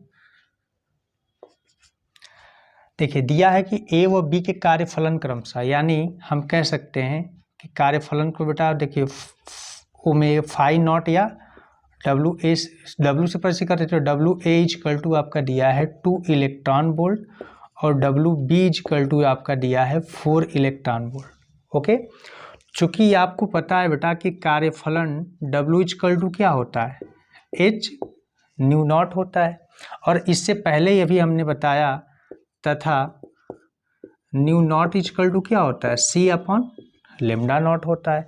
इस वैल्यू को हम पुट कर लेंगे तो कार्यफलन हमारा कितना हो जाएगा, HC/λ0। तो इसलिए अब हमारा ये वैल्यू क्या हो जाएगा, कार्यफलन यानी WA = HC/λ0 को हम क्या लिख सकते हैं, λ0A, यानी यह तरंगदैर्ध्य किसकी है, A के लिए, A धातु के लिए है। तो यहाँ पे इसकी λ0 की अगर हम वैल्यू निकालते हैं, हमें इसी की वैल्यू निकालनी है, तो चलिए इसी को देखते हैं। तो यहाँ पे अगर इसे इक्वेशन पर कर लीजिए, इसी प्रकार अगर आप WB की वैल्यू निकालें, यानी दूसरे की कार्यफलन की वैल्यू फाइंड करेंगे, तो इसी प्रकार ये क्या हो जाएगा, HC/λ0B हो जाएगा, इक्वेशन नंबर 2। और हम क्या करते हैं कि समीकरण 1 में समीकरण 2 से भाग करने पर, तो बेटा समीकरण 1 से समीकरण 2 में अगर हम भाग कर देते हैं तो क्या आता है, देखिए WA/WB = आपका बेटा हो जाएगा HC/λ0A और HC/λ0B। तो देखिए बाहर का बाहर और अंदर का अंदर मल्टीप्लाई हो जाएगा, या यहीं पे आप देखिए HC से ये HC क्या हो जाएगा, कैंसिल हो जाएगा, लेमडा नॉट बी ऊपर चला जाएगा, तो ये हो जाएगा WA upon WB equal to, ये हो जाएगा lambda naught B upon lambda naught A. देखिए WA की वैल्यू कितनी है बेटा, तो WA की वैल्यू आपको दिया गया था 2 और WB की 4, ये हो जाएगा 2 4, यानी lambda naught B upon lambda naught ए, तो 2 1 जा 2, 2 2 जा 4, यानी ये हो गया lambda naught B upon lambda naught A equal to, ratio कितना आ गया 1/2। आपसे कहा धातु की देहली तरंग दैर्ध्यों में क्या अनुपात होगा, तो देखिए पहले ए और बी दिया है, तो ए और बी में निकालेंगे तो इसको चेंज कर लोगे तो lambda naught A upon lambda naught B equal to 2 upon क्या आ जाएगा 1, या आप इसे ऐसे भी लिख सकते हो lambda naught A ratio lambda naught B equal to 2:1, ऐसे भी आप इन्हें इंडिकेट कर सकते हो। ओके, इसके बाद हम लोग नेक्स्ट क्वेश्चन देखते हैं। नेक्स्ट क्वेश्चन देखते हैं बेटा हमारा कि N प्रकार तथा P प्रकार के अर्धचालकों से क्या तात्पर्य है, इनकी व्याख्या क्रिस्टल संरचना की सहायता से कीजिए। इनकी व्याख्या हम क्रिस्टल संरचना की सहायता से कैसे कर सकते हैं, तो देखिए जो हमारा अपद्रवी अर्धचालक होते हैं, ठीक है ना, जब हमारा अपद्रवी जो अर्धचालक होता है, अपद्रवी अर्धचालक, तो देखिए बेटा अपद्रवी अर्धचालक आपके दो प्रकार का होता है, ठीक है ना, एक होता है आपका N टाइप और दूसरा होता है आपका P टाइप, ठीक है ना। तो N टाइप P टाइप वास्तव में क्या है कि इसका मतलब होता है निगेटिव और इसका मतलब होता है पॉजिटिव। ये पॉजिटिव प्रकार का होता है, पॉजिटिव प्रकार का होता है, निगेटिव, लेकिन इनको शॉर्ट में हम लोग क्या कहते हैं, P टाइप और N टाइप कहते हैं। ये पॉजिटिव और निगेटिव कैसे होते हैं, यानी हम ये कह सकते हैं कि जैसे अपद्रवी जो होते हैं, ये हम क्या कर लें कि जो हमारे क्रिस्टल होते हैं, जैसे अर्धचालक हैं, जर्मेनियम है या आपका सिलिकॉन है, ठीक है ना, तो इनको बनाने के लिए हम क्या करते हैं, N टाइप और P टाइप के अर्धचालक बनाने के लिए हम क्या कर सकते हैं, जैसे जर्मेनियम को ले लें, जर्मेनियम के साथ हम यहाँ पे क्या करते हैं, तत्वों की अशुद्धियों को मिलाते हैं, और जब तत्वों की अशुद्धियों को मिलाते हैं तो ये हमारे N टाइप या P टाइप के अर्धचालक बनते हैं। अब अशुद्धियाँ हमारी डिपेंड करती हैं कि कैसी हैं, जैसे आप मान लीजिए कि जर्मेनियम के साथ यदि आप, जर्मेनियम के क्रिस्टल के साथ यदि आप क्या करते हैं, पंच संयोजी तत्वों को अगर मिलाते हैं, पंच संयोजी तत्व में जैसे आपके कौन कौन से आ सकते हैं, पंच संयोजी तत्व का मतलब बेटा ये है कि जिसके वाह्यतम कक्षा में 3 इलेक्ट्रॉन हो, या ये जिसकी वाह्यतम कक्षा में 5 इलेक्ट्रॉन यानी 5 संयोजकता उसकी कितनी हो, 5 हो, तो ऐसे आप क्या कहते हो, तत्वों को पंच संयोजी तत्व कहते हैं। जैसे में आपका फास्फोरस हो गया, ठीक है ना, फास्फोरस होता है, आपका एंटीमनी होता है, आर्सेनिक होता है, इन सब पे क्या है 5-5 इलेक्ट्रॉन होते हैं।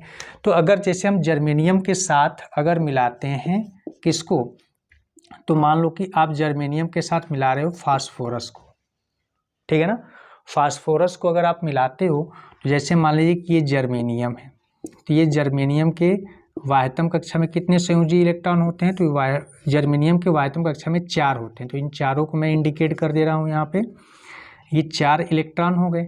अब देखिए, अब जैसे फास्फोरस लिया गया है तो फास्फोरस के पास तो 5 इलेक्ट्रॉन हैं, हम फास्फोरस के इलेक्ट्रॉनों को क्रॉस से इंडिकेट कर दे रहे हैं, ये इसके साथ क्या कर लिया, आपका पेयर बना लिया, लेकिन एक जो इलेक्ट्रॉन है फास्फोरस का वो मुक्त बच गया, यानी ये हमारा क्या है, मुक्त इलेक्ट्रॉन है।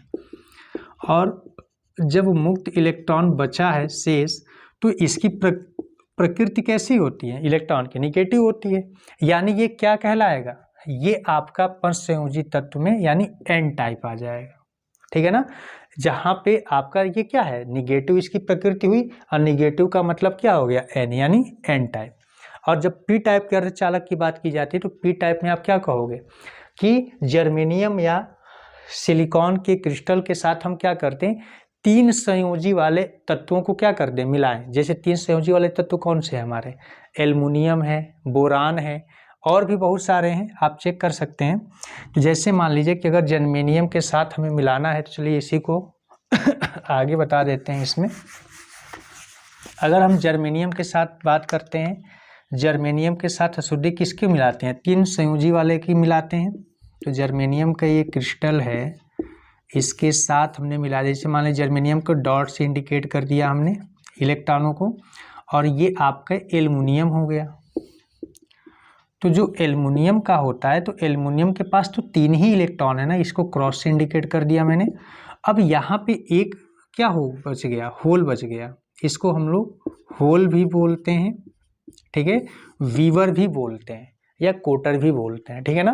तो ये होल बच जाता है, तो इसको यहाँ पे कि इसकी किसकी ज़रूरत है, यहाँ पे एक पॉजिटिव चार्ज आ गया, यानी पॉजिटिव, यहाँ पे एक इलेक्ट्रॉन की ज़रूरत है। ओके, तो इसलिए यहाँ पे क्या कहते हैं, इसे पॉजिटिव टाइप या पी टाइप का अर्धचालक कहते हैं। तो यहाँ पे आप इनकी डिफिनीशन भी लिख सकते हो, जैसे हमने आपको बेटा बताया कि अब क्या कहोगे, जर्मेनियम या सिलिकॉन क्रिस्टल के साथ आप 5 संयोजी तत्व को मिला दो, तो 5 संयोजी तत्व को मिलाते हो तो एक इलेक्ट्रॉन आपका बच जाता है, जो इससे पहले मैंने बताया, तो वो एन टाइप का अर्धचालक हो गया। और अगर आप 3 संयोजी वाले तत्व को मिलाते हो अशुद्धि के रूप में, तो वो आप जर्मेनियम या सिलिकॉन के साथ, तो वो आपका क्या होता है, वो आपका बना देता है कौन सा, तो पी टाइप बना देता है, ठीक है ना। तो ये इनका क्रिस्टलीय संरचना था और इसी में इसकी व्याख्या थी। आप जो मैंने आपको बताया डेफिनेशन आप अपने हिसाब से लिख सकते हैं, ठीक है ना। तो नेक्स्ट क्वेश्चन देखते हैं इसका अथवा।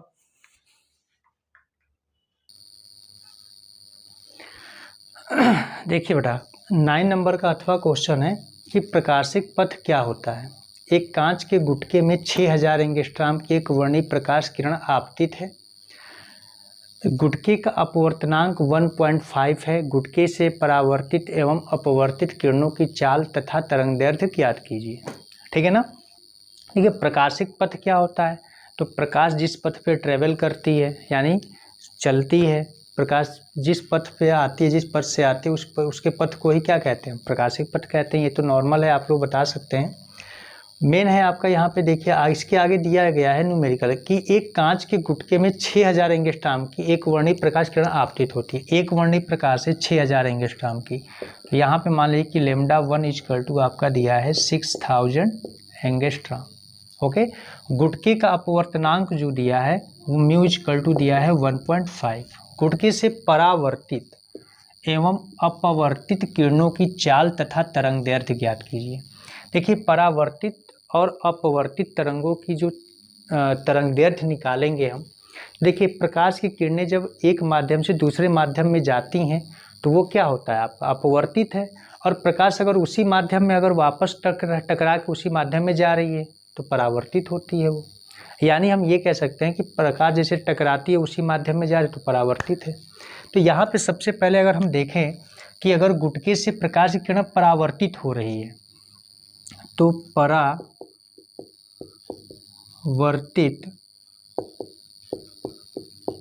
किरण की चाल, तो बेटा परावर्तित किरण की चाल क्या हो जाएगी, जिस माध्यम से आई है उसी माध्यम में परावर्तित होने, परावर्तित माध्यम जो परावर्तित किरण होगी वो वायु से आई, वायु में ही जाएगी, तो इसकी जो चाल होगी वो प्रकाश की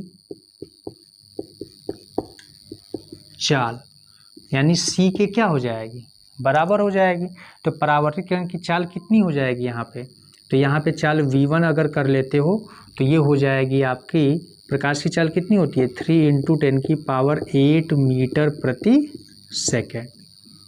तो परावर्तित जब होगी किरण तो वहाँ पे क्या होगा आपका, यहाँ पे उसकी चाल 3 × 10⁸ मीटर पर सेकेंड होगा। लेकिन जब किरण अपवर्तित होगी तब क्या होगा, तो अपवर्तित के लिए बेटा हम फार्मूला लगा लेते हैं, चूँकि आपको पता है म्यू इक्वल टू क्या होता है C/V, प्रकाश वायु में या निर्वात में प्रकाश की चाल बटे में माध्यम में प्रकाश की चाल, यानी गुटके से अंदर जब प्रवेश करेगी तो उसमें उसकी चाल तो क्या हो जाएगा, तो V इक्वल टू आप क्या कह सकते हो C/μ, और यहाँ पे इसके C की वैल्यू 3 × 10⁸ μ की वैल्यू कितनी है बेटा 1.5, तो 1.5 से ये 2 बार में कट जाएगा, तो यानी यहाँ पे V2 की वैल्यू क्या हो जाएगी, ये हो जाएगा आपका 2 × 10⁸ मीटर पर सेकेंड।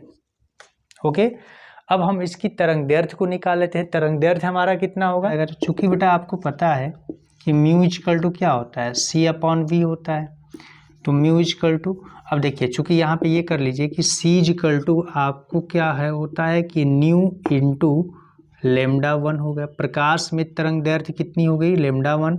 आवृत्ति तो बेटा वही रहेगी, और इसी तरह माध्यम में आवृत्ति आपकी वही रहेगी, लेकिन तरंग दैर्ध्य क्या होगा, बदल जाएगा। प्रकाश जब एक माध्यम से दूसरे माध्यम में जाती है तो आवृत्ति बदल जाती है, लेकिन आवृत्ति सेम रहती है, तरंग दैर्ध्य क्या होता है, बदल जाता है। दोनों वैल्यूओं को यहाँ पे पुट कर लेंगे तो म्यू इक्वल टू हो जाएगा new lambda 1 upon new lambda 2। तो न्यू से न्यू कैंसिल हो जाएगा, तो म्यू इक्वल टू हो जाएगा लेमडा 1 अपॉन लेमडा 2। हमें लेमडा 2 की वैल्यू बेटा फाइंड करनी है, तो लेमडा 2 इक्वल टू क्या हो जाएगा, लेमडा 1 अपॉन म्यू। तो लेमडा 2 की वैल्यू कितनी है हमारे पास, तो ये लेमडा 1 की वैल्यू है बेटा हमारे पास 6000 अपॉन म्यू की वैल्यू है हमारे पास 1.5। तो इसी से इसमें हम क्या कर सकते हैं, 10 से ऊपर नीचे मल्टीप्लाई कर लो, तो ये हो जाएगा 60,000 अपॉन 15, और 15 4 जा क्या होता है 60, तो लेमडा 2 इक्वल टू हो जाएगा 4000 एंगस्ट्रॉम। ओके, तो यहाँ पे आपका लेमडा क्या हो जाएगा, 4000 एंगस्ट्रॉम हो जाएगा। यहाँ पे बेटा आपका क्या हुआ कि सेट नंबर 2 पूर्ण रूप से कंप्लीट हो गया। ओके, अब हम लोग नेक्स्ट क्लास में सेट 3 को देखते हैं, और आप लोग बेटा यहाँ पे प्रैक्टिस करिए। हमने हर एक क्वेश्चन को, थ्योरिकल पार्ट हो या न्यूमेरिकल पार्ट हो या डेरिवेशन पार्ट हो, सबको आराम से हमने आपको समझाया है।